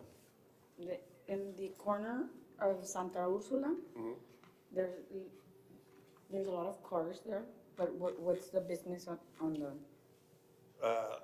Immediately north of it is a car lot. Is it what? A car lot. A car lot. Auto sales. Like us. Okay. Anybody else? Thank you very much, Mr. Foster. Thank you. Anybody else who wishes to speak in favor? In favor. Anybody who wishes to speak against? Against. All right. What are the wishes of the commission? Motion to close the public hearing and go with staff recommendation. We have a motion. Do we have a second? Second. Second? Second. Right here. I'm gonna give her the opportunity. All those in favor signify by saying aye. Aye. Those against, motion carries. Next item that we have is public hearing and recommendation on the adoption of the updated future thoroughfare plan as Appendix D of the City of Laredo Comprehensive Plan. Yes, Mr. Chairman. Just to give a little bit of background on this item, the item is to be reviewed periodically by staff and then brought before the Planning and Zoning Commission, and it was updated last year. as part of Appendix D in the Villa Laredo Comprehensive Plan. Pardon me? No, I'm talking, sorry about that. So here we just have the zoomed out or of the future thoroughfare plan, the general overview, but we do have the individual sites of the changes. So we'll go ahead and run through those pretty quick here, and they're in your packet as well. So initially, we have this area here on the left, the existing, and on the right, the proposed. This is the University Boulevard area west of the loop. Next up is we have the area of Casa Verde Road, which we are placing it on the thoroughfare plan. Next, we have Bartlett Avenue and changing it from an existing minor arterial to a collector. Next, we have an area identified as an industrial collector to a principal arterial. This is over the Verde Road area. Next, we are removing a piece of industrial collector because TxDOT has no longer allowed access to that roadway and to 35. Next is a proposed connection to 35 south of the UP railway, rail line. Or, I'm sorry, they're switching yard, I apologize. An additional connection that we're adding is over on just slightly east of Casablanca Lake Road in a subdivision there to connect over to Casablanca Lake Road in 59. These are additional minor arterials and principal arterials in the area of the Majestic Industrial, provide additional connectivity.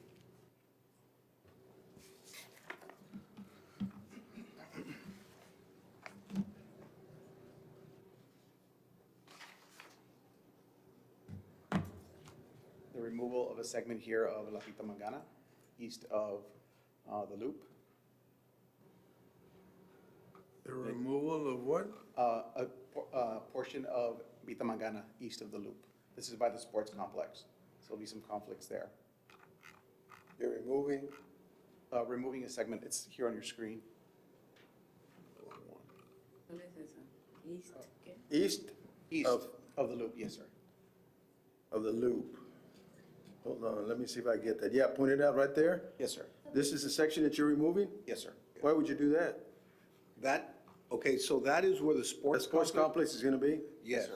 Pita Magana. On Pita, so La Pita comes and it hits Loop 20. When you jump over Loop 20, it was gonna continue, but the city of Laredo bought the park and they're not gonna put that portion of the road in. So we're removing that. Are you gonna hold back opening that road until you finish the park, or why is it never open? Even though it's paved and nobody travels it or whatever? Which road are we talking about? The one that's coming out from, Wurmser, That's coming out toward the park, that park. No. Lomas del Sur? That's Lomas del Sur. warmer. Yes, Lomas del Sur, it's warmer. Where you go east. Wurmser. So that one's, That was north of this. was built by the county. We're taking it over. And then we're working on bringing Concord Hills down to connect to that road. Yeah. So eventually we'll have an out for Concord Hills. So that's coming. And the road on Concord Hills is stopped by what? It's, well, development, but we're working on hopefully a bond to help speed up the process to bring down Concord Hills. And we're working with the developer to make sure they use it in their development, that it's part of their master plan. Cuatro Vientos is gonna get heavily congested in that portion of road once you open all these roads. And that's the reason why we need to put this in. You're not gonna be able to handle it. Cuatro Vientos. Hombre, cuando voy para el rancho por ahí paso todos los días. Mr. Chairman, Yes. if I can ask a question? Sure. Okay. I really would rather, if we could, tackle this by itself, maybe another workshop, or if we can have a subcommittee on this. There are a lot of questions, and to go over each change of the thoroughfare plan, I'd like to see a master plan overlay to the area that is being considered. And at this point, right now, it'd be difficult to do that. So if we can consider that, I would recommend we do I that. think what we need to do is have a workshop specifically just on this. Make a motion to table. Make a motion to table, I'd like to make a motion to table the item and to create a workshop. and create a workshop, and we have a second by Commissioner Lovelina. All those in favor signify by saying aye. Aye. Let us You say workshop, a special meeting. a special meeting for the commission. Specific for this. That's all we're gonna concentrate on, is this one item. Absolutely. There's just so much stuff that he's right. It's very hard to absorb, and it's very difficult. So we'll just do that as a one-item deal. you A can- special meeting. Would that be an afternoon meeting or an evening meeting? Just because it's one item, I don't know. I believe most of these folks here have a schedule of 8 to 5. So it would have to be an evening meeting, my guess, at 6 o'clock. Okay. Okay? Okay. If it was up to me, I could have it anytime.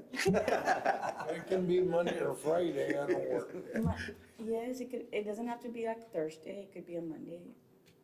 Okay, well, I just want to get those details because when we're looking for to use the space, we have options. Okay. Or they can overlay those, any master plans that are within these areas of change. Yeah, because this is very critical right now on what we're proposing for the future, and, because I was gonna ask you a question specifically up on the Mines Road. Do we have a proposed river road on this thoroughfare plan? Así es. Okay, that's aligned, Yes. that's aligned, or Well, I more or mean, less? that we More or have less, yeah, it on the map, yes. okay. That was gonna be my question also, because if we continue, like I said on the previous meeting, the problem in Laredo is the traffic, the mobility. And, oh, no, yes, we approve. Well, no, we need to focus and do the correct decisions. That's fine, we Okay. can do that. So we had a motion and a second, everybody, all those in favor? Aye. Those against? Okay. So, yeah, go ahead and see if we can get a date for the commission, so that we can get it done, as quickly as possible. The next item is review and revision to the Gator Point subdivision master plan. The intent is residential and commercial. Yes, Mr. Chairman, for the record, applicant is Martinez Land Development, engineer is Topside Civil Group, proposed use is residential and commercial. The zoning for this development is AG, R1A, R1, and B4. Location view. Sorry. Your time's up. Sorry, Rick. Aerial view, street view, proposed plat, master plan, comments from planning, engineering, water and utilities, traffic safety, parks and leisure, and the proposed motion. Chairman, members of the commission, Ricardo Villarreal with Topside Civil Group. We concur with staff's comments and if you have any questions, I'm here to answer.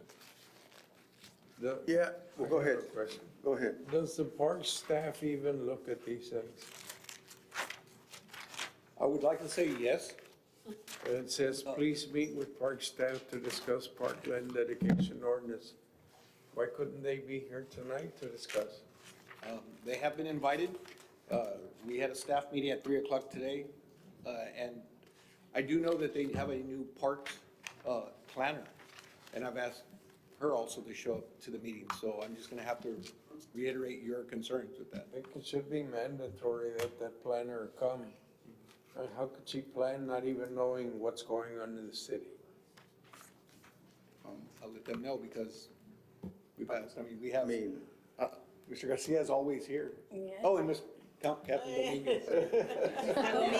Chief Dominguez, and now we have, Robert. Robert. as well. who's here from engineering? No. The engineering department's not here? Joey Ruiz, I guess he's. Huh?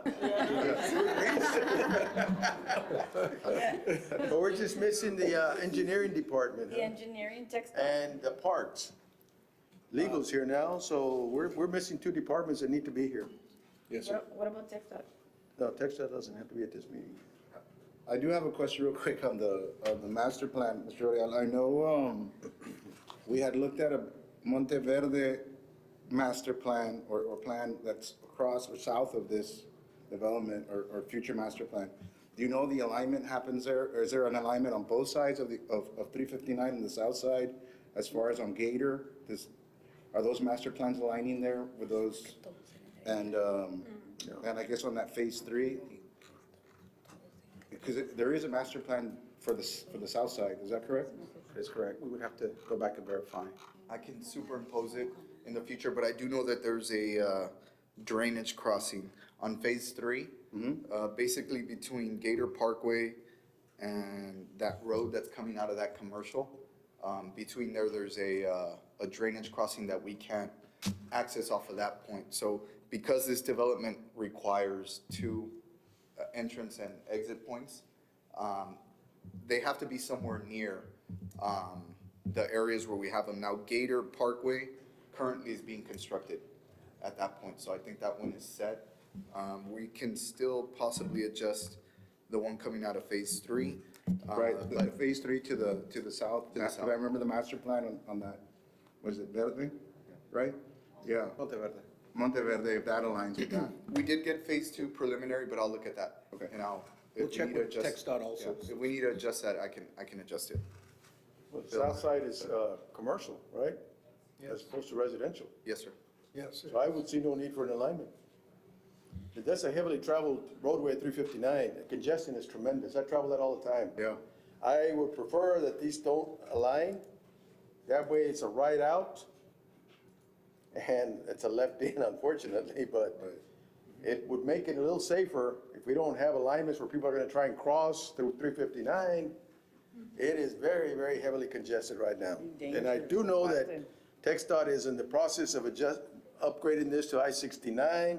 They've already bought a lot of right-of-way along this area, and they've already moved fences, but they're not up to this particular area yet. Or have TxDOT, right? Make a recommendation Yeah, they're or the ones provide a that- letter or something. Well, they're gonna have to go to TxDOT anyway. This is a state highway to get those alignments. We would have to apply for a TxDOT permit. Yeah. But this is the land that's cleared all the way to the back? Yeah, this subdivision is Yes, already, On the left-hand side as you're going east?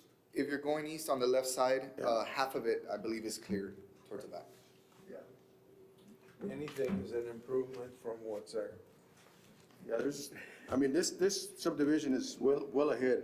I mean, there's a lot of stuff already built in here, as Rick can tell us. Yes. All right, so I move to approve, subject to the. we have a motion, subject to the comments, and we have a second from Daniela. All those in favor signify by saying aye. Aye. Motion carries. Thank you. All right.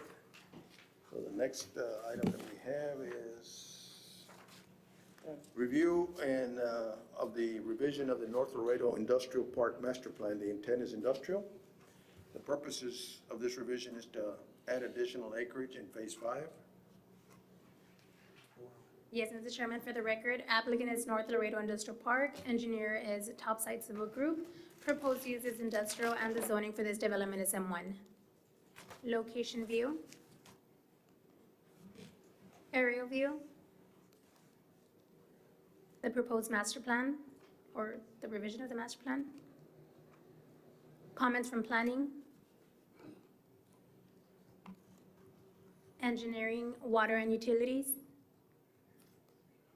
Traffic safety, and the proposed motion.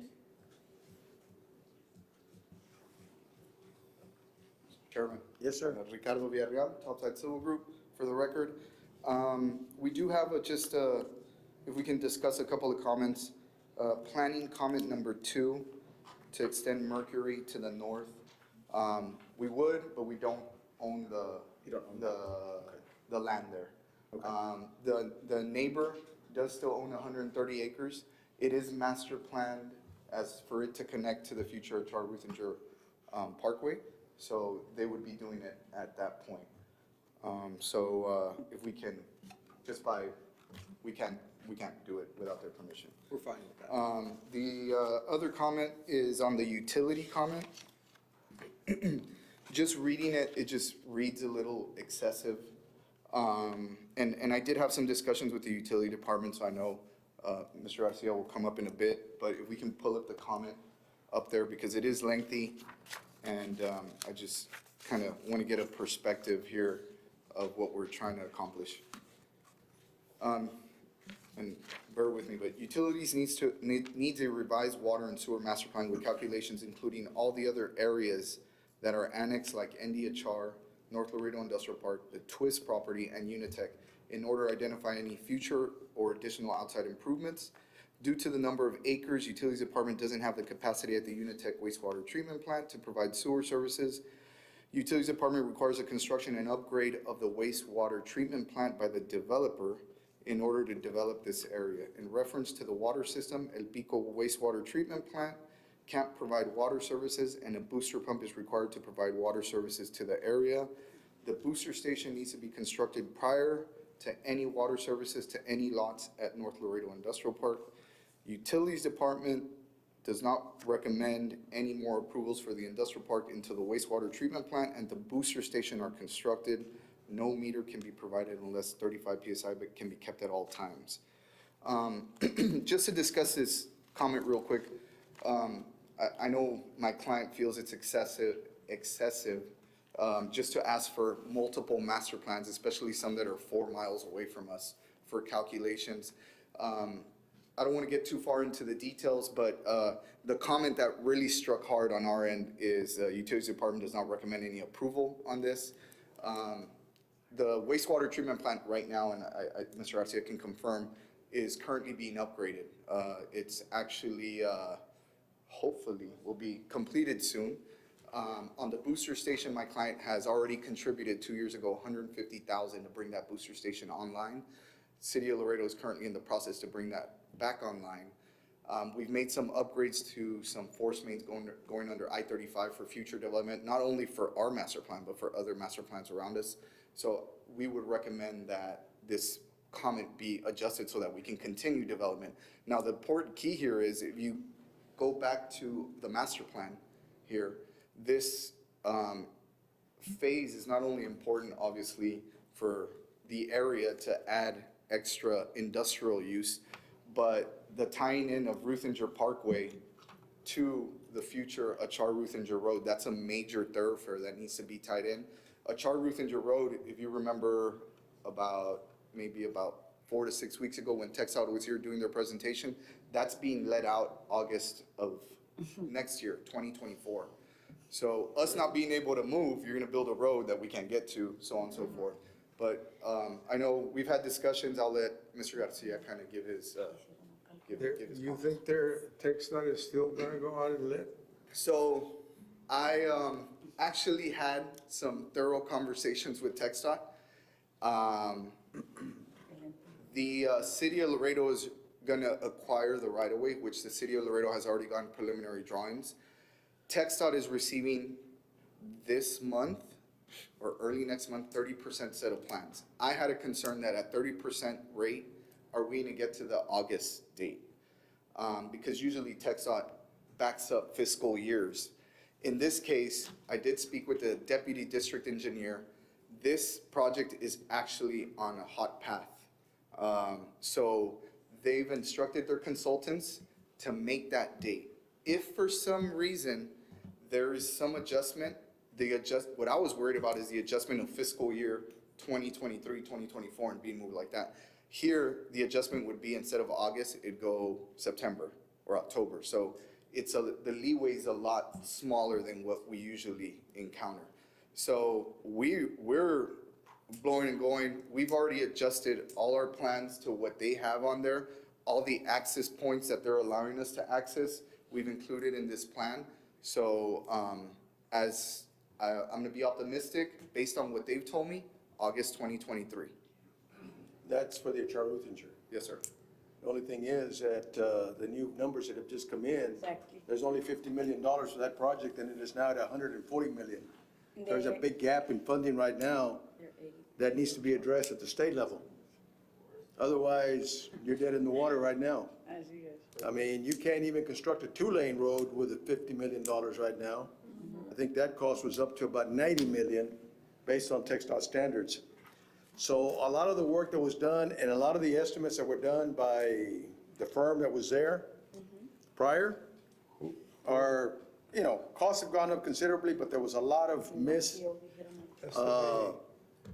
standards that TxDOT requires, because when it was designed, it was not gonna be a TxDOT project. It was gonna be a City of Laredo project. Who's the consultant? I can't, San Antonio. no, Dannenbaum was a consultant. I think Tannenbaum was the HNTB. original engineer. I'm not gonna misspeak. I do not. I'm not sure where's, no, nobody's here from engineering, right? It's the firm that Melissa has, or what? No. H. Oh, yes, it is, yes, it is, yes, it is, that's the one. The one from That San is- That's correct, Antonio. yeah, that's the one, HNTB? yeah, yeah, HNTB. yeah, that's it, They're the ones that got the project now, yeah. And I do know because we've been looking at this schematic for years. Because obviously we needed to tie in, coordinate right-of-ways, all that. At the beginning, they were gonna build the main lanes first. The plan has changed to build now the frontage roads first. The way we saw International, McPherson, I would think that would add costs. So I'm not doubting that. No, I'm just talking about the road. I would mean, love to see obviously, it sooner than later. There's two different issues. The road is one, the second one is the interchange. Because without that interchange, that road is really just a ride out. Yeah. You know, the interchange is a big thing. The interchange is what's gonna bring relief to this whole area, not only this particular development that you're looking at, but to Unitech. I mean, that's another congested area, and that interchange is critical to this whole thing. The interchange of I-35, and again, I had these conversations with TxDOT 3-4 weeks ago. It wasn't like 6 months ago. I would like to think that they would have reiterated to me at that point, hey, This happened, we're not even at. This happened yesterday, okay? So, we're bringing you up to speed. Okay? So I'm not that optimistic anymore. Yeah. Cautiously optimistic. Well, the good thing is our project will be there so that there aren't any gaps. Once they build that road, everything granted. is there for them to connect. Granted. Okay. All right. Arturo, you want to go ahead and address? Yes, Mr. Chairman, Commissioners, Arturo Garcia, Utilities Director. Regarding the wastewater plant, yes, the plant is being completed. It's well over 95% complete. There are some things that are being finalized. Hopefully within a month to 2 months, the project will be closed out. The booster, currently we are in the design process, selected a consultant. So the reason these comments were brought up is just concerns of making sure that all services are available and to make sure that we coordinate and make any oversights that may be needed can be addressed. Any offsite improvements that may be required can be addressed. I did have a discussion with the consultants, and we can work these pending issues, and we can address the growth. What size wastewater treatment plant are you doing? We doubled up on the wastewater Unitech. We doubled the size. I don't have the numbers here off the top of my head, but. This development is the one that paid for the one you're using. Yeah.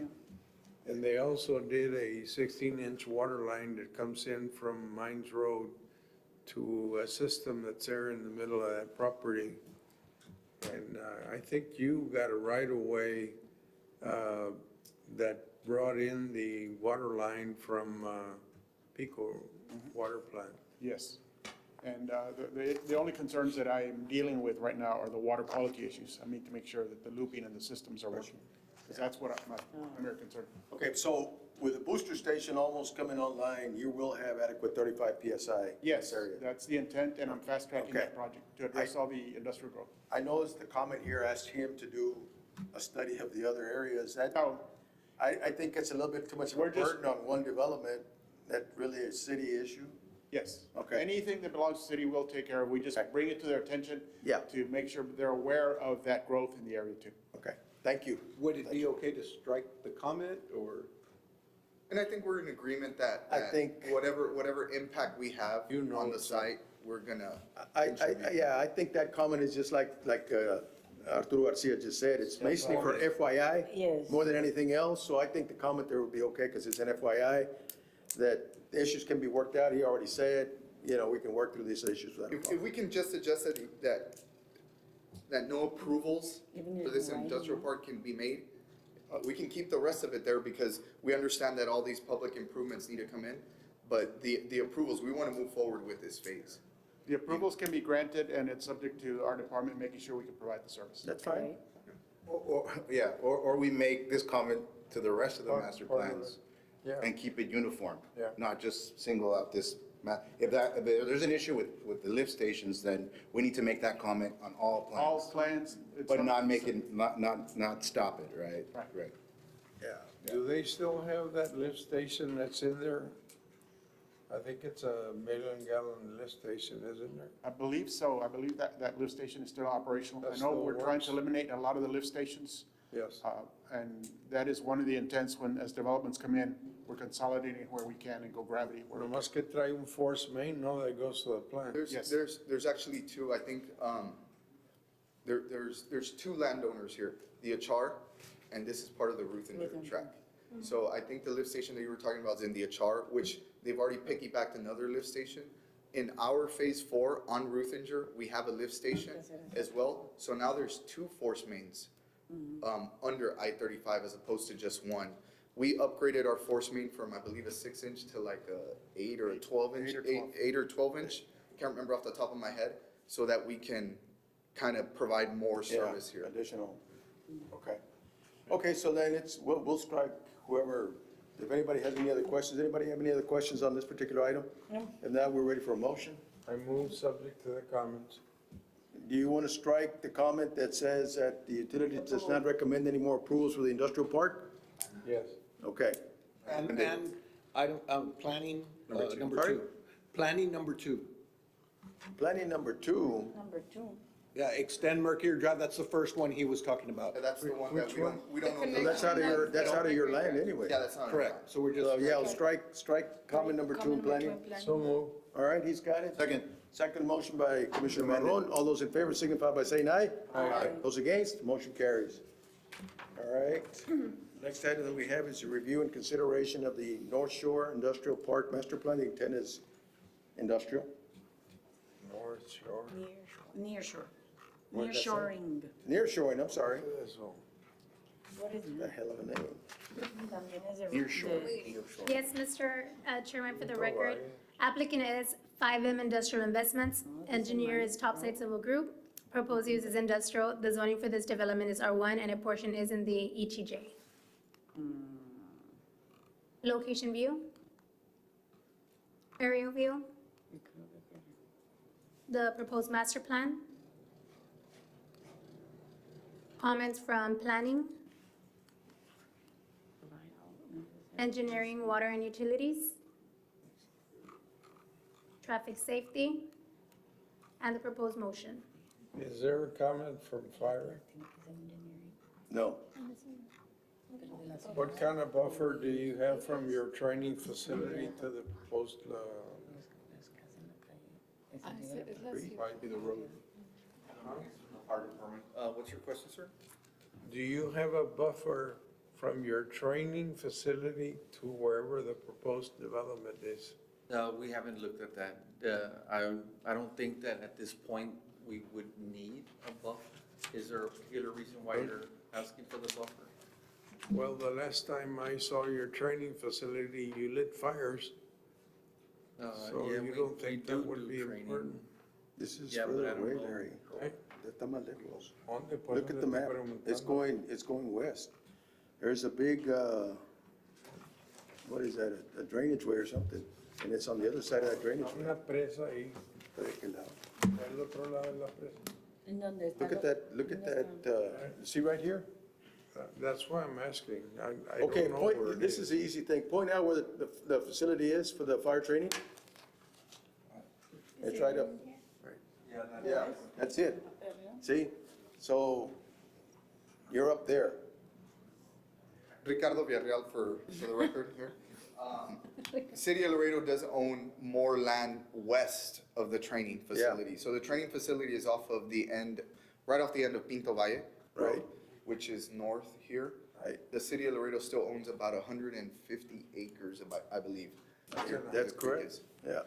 So, just an update to that. So the city and the state guard are working on a facility on that land out there that's gonna wrap around towards the fire department. And, there's also gonna be a shooting range, with the police department. They're gonna join forces to do that out there. So it's gonna create a big buffer around this. And I guess the other would be the road itself. is also a buffer. Yeah, it's not that close. All right. I don't know if you finished your presentation or not, young lady. I know we got a little bit ahead of the thing here. I think I did. Yes. Okay, I'm good. Okay. Okay, Rick. I'm back. The same comment on utilities here, it's pretty much the same. Again, I spoke to Mr. Garcia. You know, this one is just analyzing multiple master plans. They're away, same as the master plan before. So this project is currently in the annexation process. In fact, it already got approved by planning and zoning, the annexation. I believe it went once already to city council. That is correct. Right? It still needs to go Twice. Probably So two should more be going- times. First meeting in December. Yeah, so we're looking at, hopefully in these next couple of months, these ordinances this line already comes into the city of Laredo city limits. Within that annexation ordinance, the calculations have been made so that when we plat, we pay our fair share of what's required to either upgrade the plant, upgrade any lift station. Now, if we need to do something on-site or connect to anything off-site, that's our responsibility. But, you know, it's just elaborating on that comment like we did on the other master plan. What's different between this master plan and the other master plan is that this one we're coordinating with our master plan, the wastewater master plan and also our water master plan. But all these points will be addressed. Okay. Their sewage is gonna go to Columbia or? Yeah, to Columbia, because or that to whole area Baby there is Top? tied back to Columbia, right? Yes. And what is the capacity of Columbia? Right now, I don't have that figure on top of my head, but I'm looking at our wastewater and our water master plans just to see how this area will develop.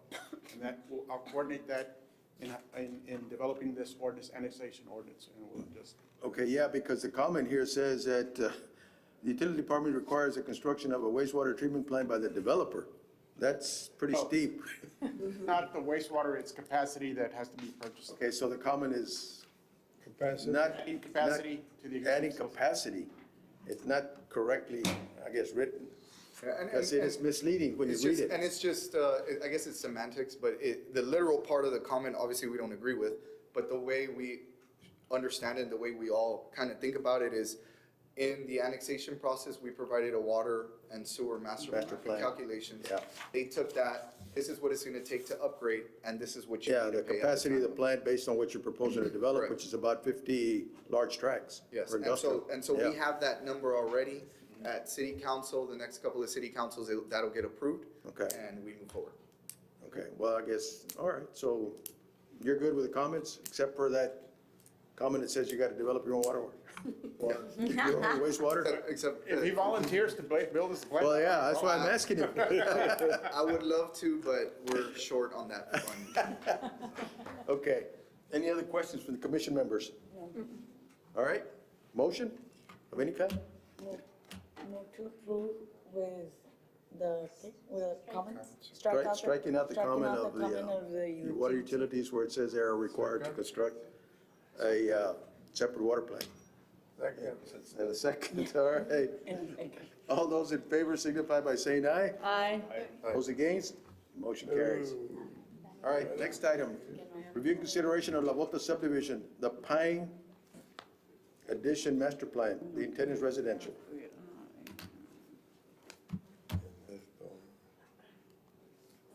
Yes, Mr. Chairman, for the record, applicant is Ross Kalady, engineer is Francisco Ramos, Ramos Engineering, proposed use is residential, and the zoning for this development is R1.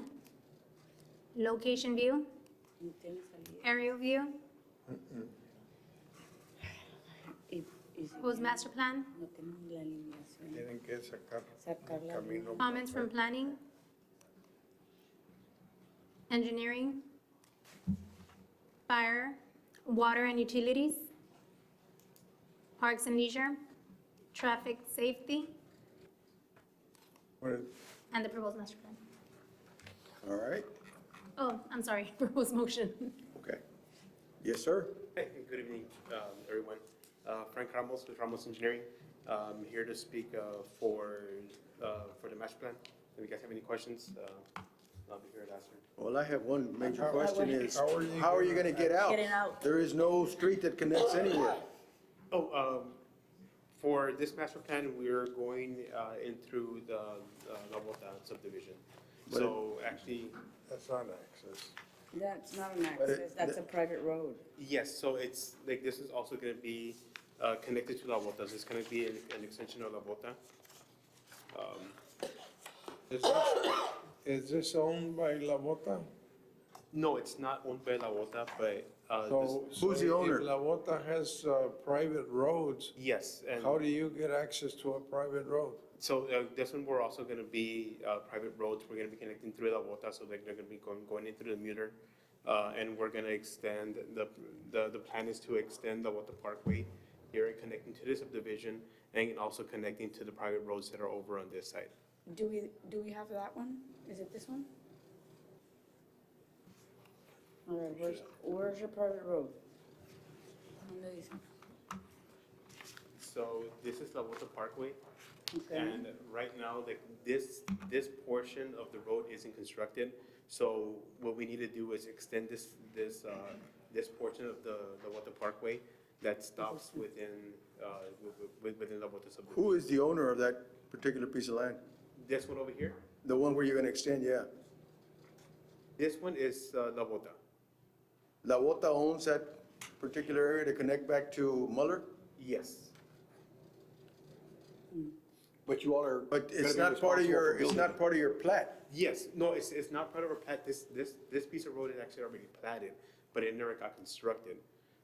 So the plan is to extend that also, because we're gonna need we need to extend that road in order for us to get in and out. So do you have control of the land? No, we don't. Not of this land. I But the think- plan is to. But you're proposing to construct a road on land that you don't control, Yes. and you're asking us to trust you to, maybe you're gonna reach it? I'm sorry? You're gonna actually connect? How do we know? I think what you need to do right now, to be honest with you, is I, as a commission member, and I think a lot of these commission members do not see that you have total control of where you're planning to get out and exit the subdivision. I think it would be in the best interest of this commission if you came back to this commission where you have An some kind of a alternative route. document or that tells us that I have control, I meet the subdivision ordinance, which means you have a way out. Because right now you're bringing us a bunch of what ifs. And we cannot, in my opinion, move this forward at this point. Okay, so like we still have two roads that we're connecting. They are private roads.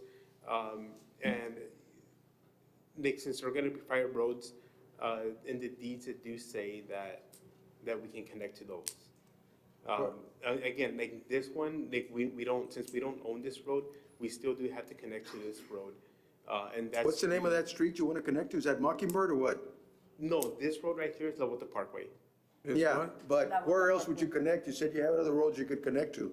Oh, we have this road over here, which is Longspur. And we're also connecting over here to Red Star. But that's behind, So you gotta go through the subdivision residential to try area? to get out? Yes. That doesn't work. and I have a question. Doesn't TxDOT require a traffic impact study in anything that revolves around Las Minas, like Mines Road? No, because No? you already have access through that road. You've got, yeah.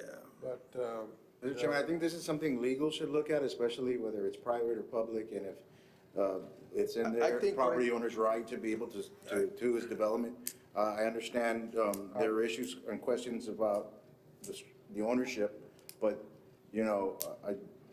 if he's meeting all plat requirements and the city is recommending these issues and not saying they cannot approve this item, then I wouldn't want to interfere with that either.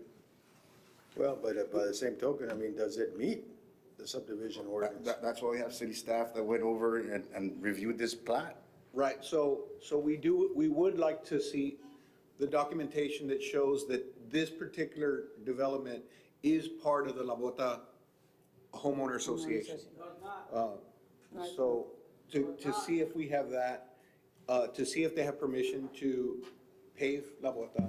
So there's documentation that we're needing. We have Well, let me Mr. tell Castro you, here Mike. who is very involved with the homeowner association, and he kind of knows what's what. You want to step up, Mr. Castro, and Yes, I do. to tell us what the homeowners association or, We're in the dark. We've been in the dark because we won a case, and our judge hasn't signed that order yet. I don't know why. 7 months. We've been denied justice. We've been denied justice. We did our diligence. We fought with them, and they're still doing what they want to do. Homeowners don't have a voice. Yeah. They do. I'm not against, how do you call it? Building. Development. But let's do it right. Right now, we have a death trap right now, and they're gonna put another, what, 300 homes, or how many homes you gonna put there?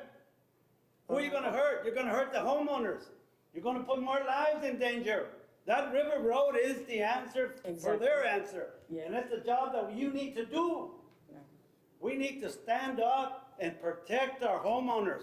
Everybody, you know, school buses. Can you imagine the tragedy that's gonna happen when we lose some children? That's when we're gonna act. Gentlemen, I've come here before you. I feel like a broken record. I don't know who to go to. But we've been denied justice, and we demand justice. A jury found them guilty, and yet they still operate. Yet they come here and they say, let's build a road. Help us build a road. For what? I am frustrated, people. It's time that we stand up and correct the mess that is happening here in Laredo, Texas. Do the right thing, deny them, but come back together and let's work something out. Build the River Road. That's right. That is the answer. Thank you. all right, thank you. All right, Mr. Ramos, yes, sir. Come I on. agree with Mr. Barron that we ought to have legal, look at the issue of private roads. My personal experience, when this property was being developed, the gentleman refused to get inspected by a city engineer. And at that point in time, they became private roads. Because I personally had the conversation with him, and I told him if we didn't get inspected, it would be his roads. Great. I can weigh in right now as to the fact that if they are private roads and they're proposing to build on someone else's property, that's not something that can be done without some sort of agreement. So, But you need to look at it to confirm whether it's still the same situation as it was in 2004, if it's the same thing today. yes, sir. At this point, if we need a legal review, I think we need to table this item until legal can do the review. Yes. We can have a motion to that effect. Motion to table? We have a motion, do we have a second? Second. And a second. All those in favor? Aye. Aye. Those against? Okay. We're gonna table this until legal can review that particular private ownership of the roads that you're gonna connect to, so that, you know, we get the correct information so that this commission can make a decision. Yeah, and we'll look for the deeds, anything that has that kind of documentation, that way we can actually connect to the roads. From what I understand, we can't connect to those roads, especially if there's. Here's the deal, the issue that is before this commission is this, they're private, okay? If they were public streets, that's a different issue, but since they're private, that's where it becomes, for us, kind of hard. Yeah, and- That's why the legal department is gonna be our guide as to what can and cannot be done. Yeah, and I think at one point, it will connect to to public roads, whenever it starts developing, it starts connecting to Aguero. Being that you're the engineer on this project, are you aware of the river road that is being looked at or proposed? It's being studied, yes. How does your subdivision align with that proposal that is being looked at for a river road? There's different alignments that are being studied, though. Okay. I know that there was one that follows this alignment here. I was able to sit down with the engineers who are doing that study, and there's different alignments that they have. There's some alignments that go straight from Aguero down through here. There's a couple that go up here, so it kind of depends on what they come up with their studies. Okay, I guess, based on what you have seen, do any of those alignments come right next to your proposed development, or is it a little bit away, or? It follows this road right here. Okay. Yeah, so it'll follow this road, which is why This is Aquero, so that's why we extended this here. Yeah. And then this is Olo. It'll keep going, so there would be an extension that needs to be done to connect to the subdivision? Yes. Yes. And that extension would be done by who in the future? The extension, Well, the way he's proposing it right now, I mean, he says the road is coming, on one of the proposals, this is not a final thing. Yes, it's not, It's all yes. proposals, but again, if we're doing proposals and what ifs, it appears that there's gonna be a stretch of road there that has to come back into your subdivision that is outside your property, or is it in your property? Which part, which portion are we talking about? this all belongs to the whole portion? Coletti family. All Okay. this belongs to them. Same owner? Same owner. Same owner. Okay, So you Okay. can easily build the road. okay, so then they're gonna build a road, eventually, I guess. Their Or portion, somebody's gonna somebody, build it, yeah. let me put it to you that way. Yes, but then the plan would be to connect at one point to actual public roads. And That does makes your- sense. Does your property meet somehow to the plan of Riverbank Road? Yeah, it Yes, does. yes, it does, yeah, It because the proposed Riverbank Road, most of the alignments run through all these properties here. And again, like I mentioned, there's a few alignments that go straight along here, and then there's others that curve up where they'll, kind of like minimize the drainage crossings that they have to do. I don't know if you remember, but this particular owner came in with a design to connect and kind of start the process of River Road, Yes. but they were denied that. So I think they've been here twice with this property, and both times it's been denied. So that's why this road is still in limbo. So I think what he's done is he's put another proposal on the table, and we're just waiting to see what the study is gonna, which is the best layout, and see if they can connect to that. I think the problem is that the traffic is being redirected into Redirected to the the neighborhood, same- and you still only have one access point, which is on Mines Road, Yeah. which is heavily congested. And in that particular That's why the part- developer was connecting to Aquero, so that they would have a different exit, so they could exit to the south. Right. Right. And that got denied. But their intent was to reroute their traffic and go south. But I But think. it wasn't denied by us, was But it? no, It but I was? think. Not by council. by council, Yeah, it but wasn't by us. I really think, I remember that it wasn't a road, it was like como que iban a hacer algo de terrenal, no era una calle en sí. ¿Verdad? O sí. Well, I think at this point, this item has been tabled, and so thank you very much. And if you get the information to the legal department and to the planning department, so that we can have that information available to Definitely, this commission. we'll bring it back also. Thank you very much. Right, thank you. The next item is review and revision of the Char Ranch East and West Master Plan. The intent is residential, commercial, and industrial. The purpose of this revision is to change land use.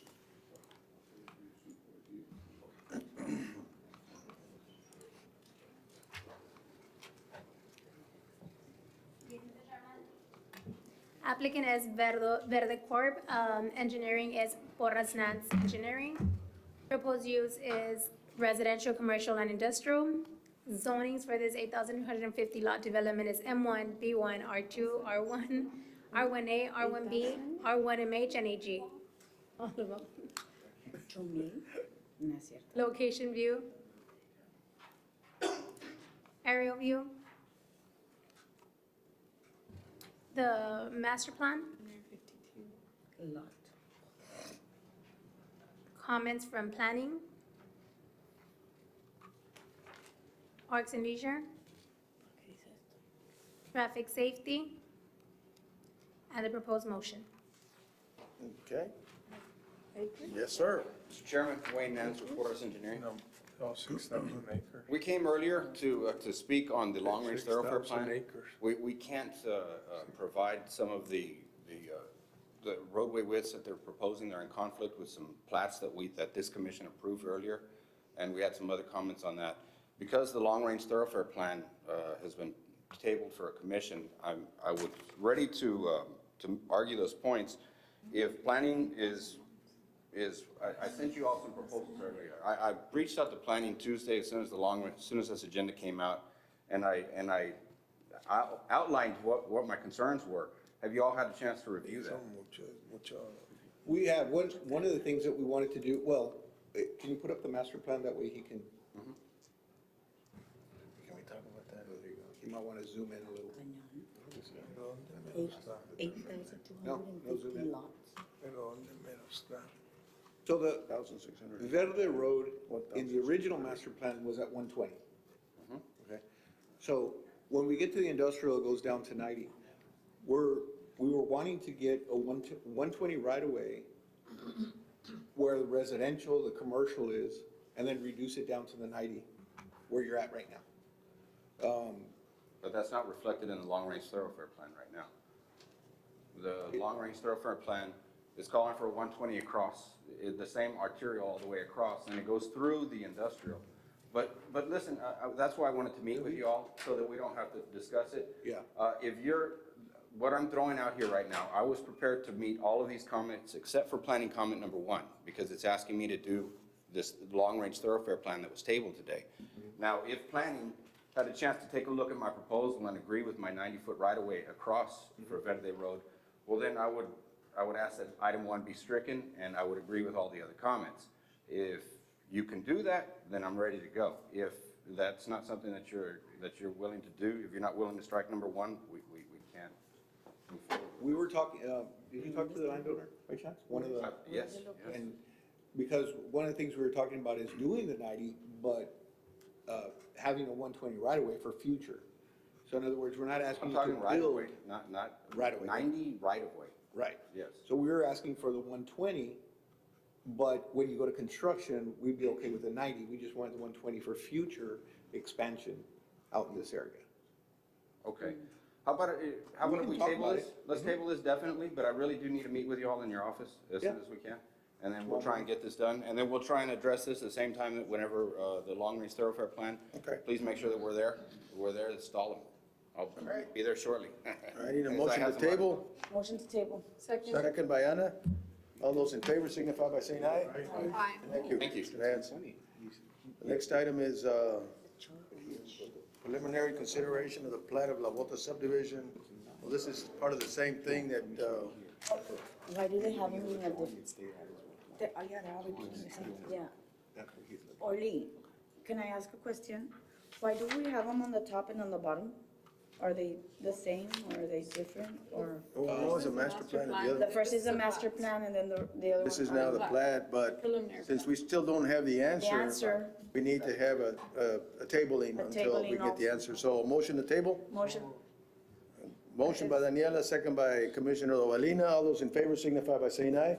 Aye. Those against? All right, thank you. All right, now we go into item 9B. No, we get a 9. We have a. 9B is the preliminary consideration of the replat of tracks 1.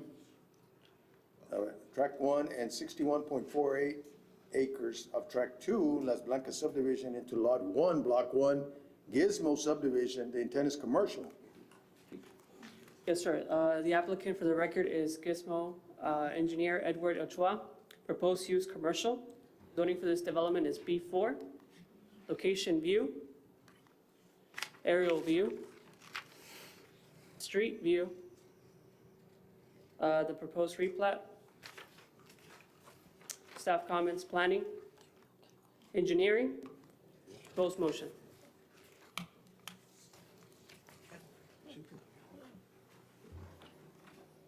Understand what you said. Yes, Good sir. evening, members of the commission staff, Edward Ochoa with KCI. And we've reviewed the comments provided and we concur with the comments. What is the intent of this plat or what? I'll invite the client who's here. He can speak a little bit more detail about the proposed intent of the property. I mean, that's a huge one lot, so it's, Good afternoon. My name is Jared Green. I'm here on behalf of the applicant. what's the intent of this one large 61 or 60-plus acre lot? So we are in the middle of a competitive RFP process. We've proposed this property for a facility for a federal government agency. It's intended to be a healthcare facility. Yeah, healthcare facility. Okay. Anybody have any questions for the applicant or the engineer? All right, thank you very much. Thank you. Thank you. All right. If nobody has any questions? Is the road in front 4-lane or is it gonna go to 6-lane? 2-lane? It's only 2 lanes? 359. It's right next to, this property is right next to. The flea market? No, it's 4-lane, it's right before the flea market. It's 5-lane. Is there a Even turn this lane? particular section, there's a dedicated left turn lane, I believe. There is a in dedicated, this. it's 2-lane, but there's a dedicated middle lane to turn Correct, so. to the flea market. Correct, that's right. So at the flea market, there's already 2 lanes, a dedicated left turn lane, and then you have, I think there are 2 8-foot shoulders. And that extends. It's a wide shoulder, but it's a west. 1-lane. It's 1 lane in each direction. 1 lane in each with a direction with a dedicated middle left section turn. for a turning lane. Yes, sir. And the proposed widening is to construct 2 more lanes? TxDOT's, I don't recall off the top of my head how far TxDOT's proposed widening is. But I do understand. Yep. I This believe area, let me they've got tell a you, project, is, a future project there. it is really difficult because you're coming on 359 going westbound and you're coming downhill and you got traffic coming out that is crawling into 359 and you're asking for an accident to happen there without acceleration or deceleration lanes. It's a very, very bad area right now, the way it is, especially on weekends when you have the flea market. This whole area is really bad. I drive this every week and it is something that needs to be really looked at, especially on this type of a large development like this, where, you know, we want to minimize. I don't know how that fits into TxDOT's new deal out there of the I-69. I know that that's some of the things that they're planning. I-69 is actually US 59, not 359. Okay. But we are aware that we'll coordinate with But they TxDOT are for going to be driveway widening 359 too. They've believe already so. bought right away all along that area, and they've already moved fences and They stuff. moved fences? They've already moved fences in that area, so TxDOT has some kind of a plan going to do something. I just don't know what it is. I don't know if you know. No, sir, I don't know off I the mean, top so of my that head there is, in this area, but. I guess, no duplication or wasted resources is really what I'm getting at. Sure. You know, obviously, you want to maximize it. Okay, We'll be coordinating with them. all right. Thank you. All right. So what are the wishes of the commission? Motion to approve, subject to comments? Have a motion This is, and a second, just a minute. And a second? Who? Me. Okay, I'm sorry, right there. Didn't see it? All right, before we take a vote, yes, sir. well, just an observation, you know, this is a 120-foot right-of-way, and because things change over time and we need to widen, it's always good that there is a place to widen for decel lanes or, so without knowing the bigger picture in the future, it's really hard to determine whether you need a 90 or Prevent. 120, so, you It know. sure looks like they went to a 400-foot section with what they acquired, which is a freeway section. Okay, so, okay, now, all those in favor? Right. Those against? The motion carries. All right, the next item is preliminary consideration of the plat of, okay, I'm sorry, the plat of near shoring industrial park phase 1, the intent is industrial. Yes, sir. For the record, the applicant is 5M Industrial Investments, engineer, Topside Civil Group, proposed use industrial. The zoning for this development is not applicable as it is located in the ETJ. Location view, aerial view, street view, proposed plat, staff comments planning, engineering, the proposed motion. Mr. Chairman, members of the commission, Ricardo Villarreal, Topside Civil Group, we concur with staff's comments. Okay. Any questions for Mr. Villarreal? If not, what are the wishes of the commission? Motion to approve? We have a motion. Do we have a second? Second. And a second. All those in favor signify by saying aye. Aye. Those against, motion carries. Thank you. Next item, preliminary consideration of the plat of North Laredo Industrial Park, Phase 5, the intent is industrial. Yes, sir. For the record, the applicant is North Laredo Industrial Park, engineer Topside Civil Group, proposed use industrial. The zoning for this development is M1. Location view, aerial view, street view, proposed plat, staff comments planning, engineering, and traffic safety, Proposed motion. All right. And Ricardo Villarreal, Topside Civil Group, for the record. The only comment is to strike that same comment from the master plan on Mercury Road tying into the north. I can't remember what number. On this one, it's number one. Number one on planning. Okay. All right. Any questions, Commissioner Villarreal? If not, what are the wishes of the commission? I move to approve subject to the comments and striking planning 1. All right, we have a motion and we have a second. All those in favor signify by saying aye. Aye. Those against, motion carries. The next item is the election of officers, and unfortunately, we don't have 2 board members, so I would ask that we table this item until hopefully we can get a full board at the next meeting. So can I have a motion to that effect? So move. A motion and a second. All those in favor signify by saying aye. Aye. Those against? One last item. So they canvassed the votes yesterday. We had one District 6. We have a new District 3, excuse me. Right. Council person. In District 2, I believe they've requested a recount. Yes. And then the rest are in runoffs. So just an update on everybody's position here. Mr. Chairman, just really quick, I know we approved the minutes before we started. Unfortunately, the train was out there, and I don't know if Anna, you caught the same thing. But I really wanted to see if we can reopen that item, just because the minutes don't reflect what was discussed at the meeting as far as comments that were made. This is the meeting of October, October 20th, page 7. and that was the one you asked revisions on. Right, correct. But All right, I let us reopen that item. Can you make a motion to that effect? Motion to reopen the minutes of October 20th. Item 4A, all right? Do we have a second? Second. And a second. All those in favor? Aye. All right. Yes, sir, go ahead. Just really quick, the discussion there that I was referring to for the minutes was, there was discussion of distancing as far as the requirement of it, and it doesn't reflect that in the minutes. I know whether staff or myself, someone mentioned that the measurement was door to door for a bar, right? But, so that's the discussion that was made, and that's not reflected in the minutes as far as how that was Well, then, at reviewed. this point in time, let's go ahead and make a motion to table the approval of the minutes of October the 20th until they're corrected. You make that motion? Motion to table. And is there a second? I'll second. Correct, yes. I'll second. All right. All those in favor? Aye. So, All right. It says, after discussion, the commission was able to clarify Commissioner Maron's question by stating that the distance has to be measured from the front door of the school building, not a school site, such as a transportation bus compound.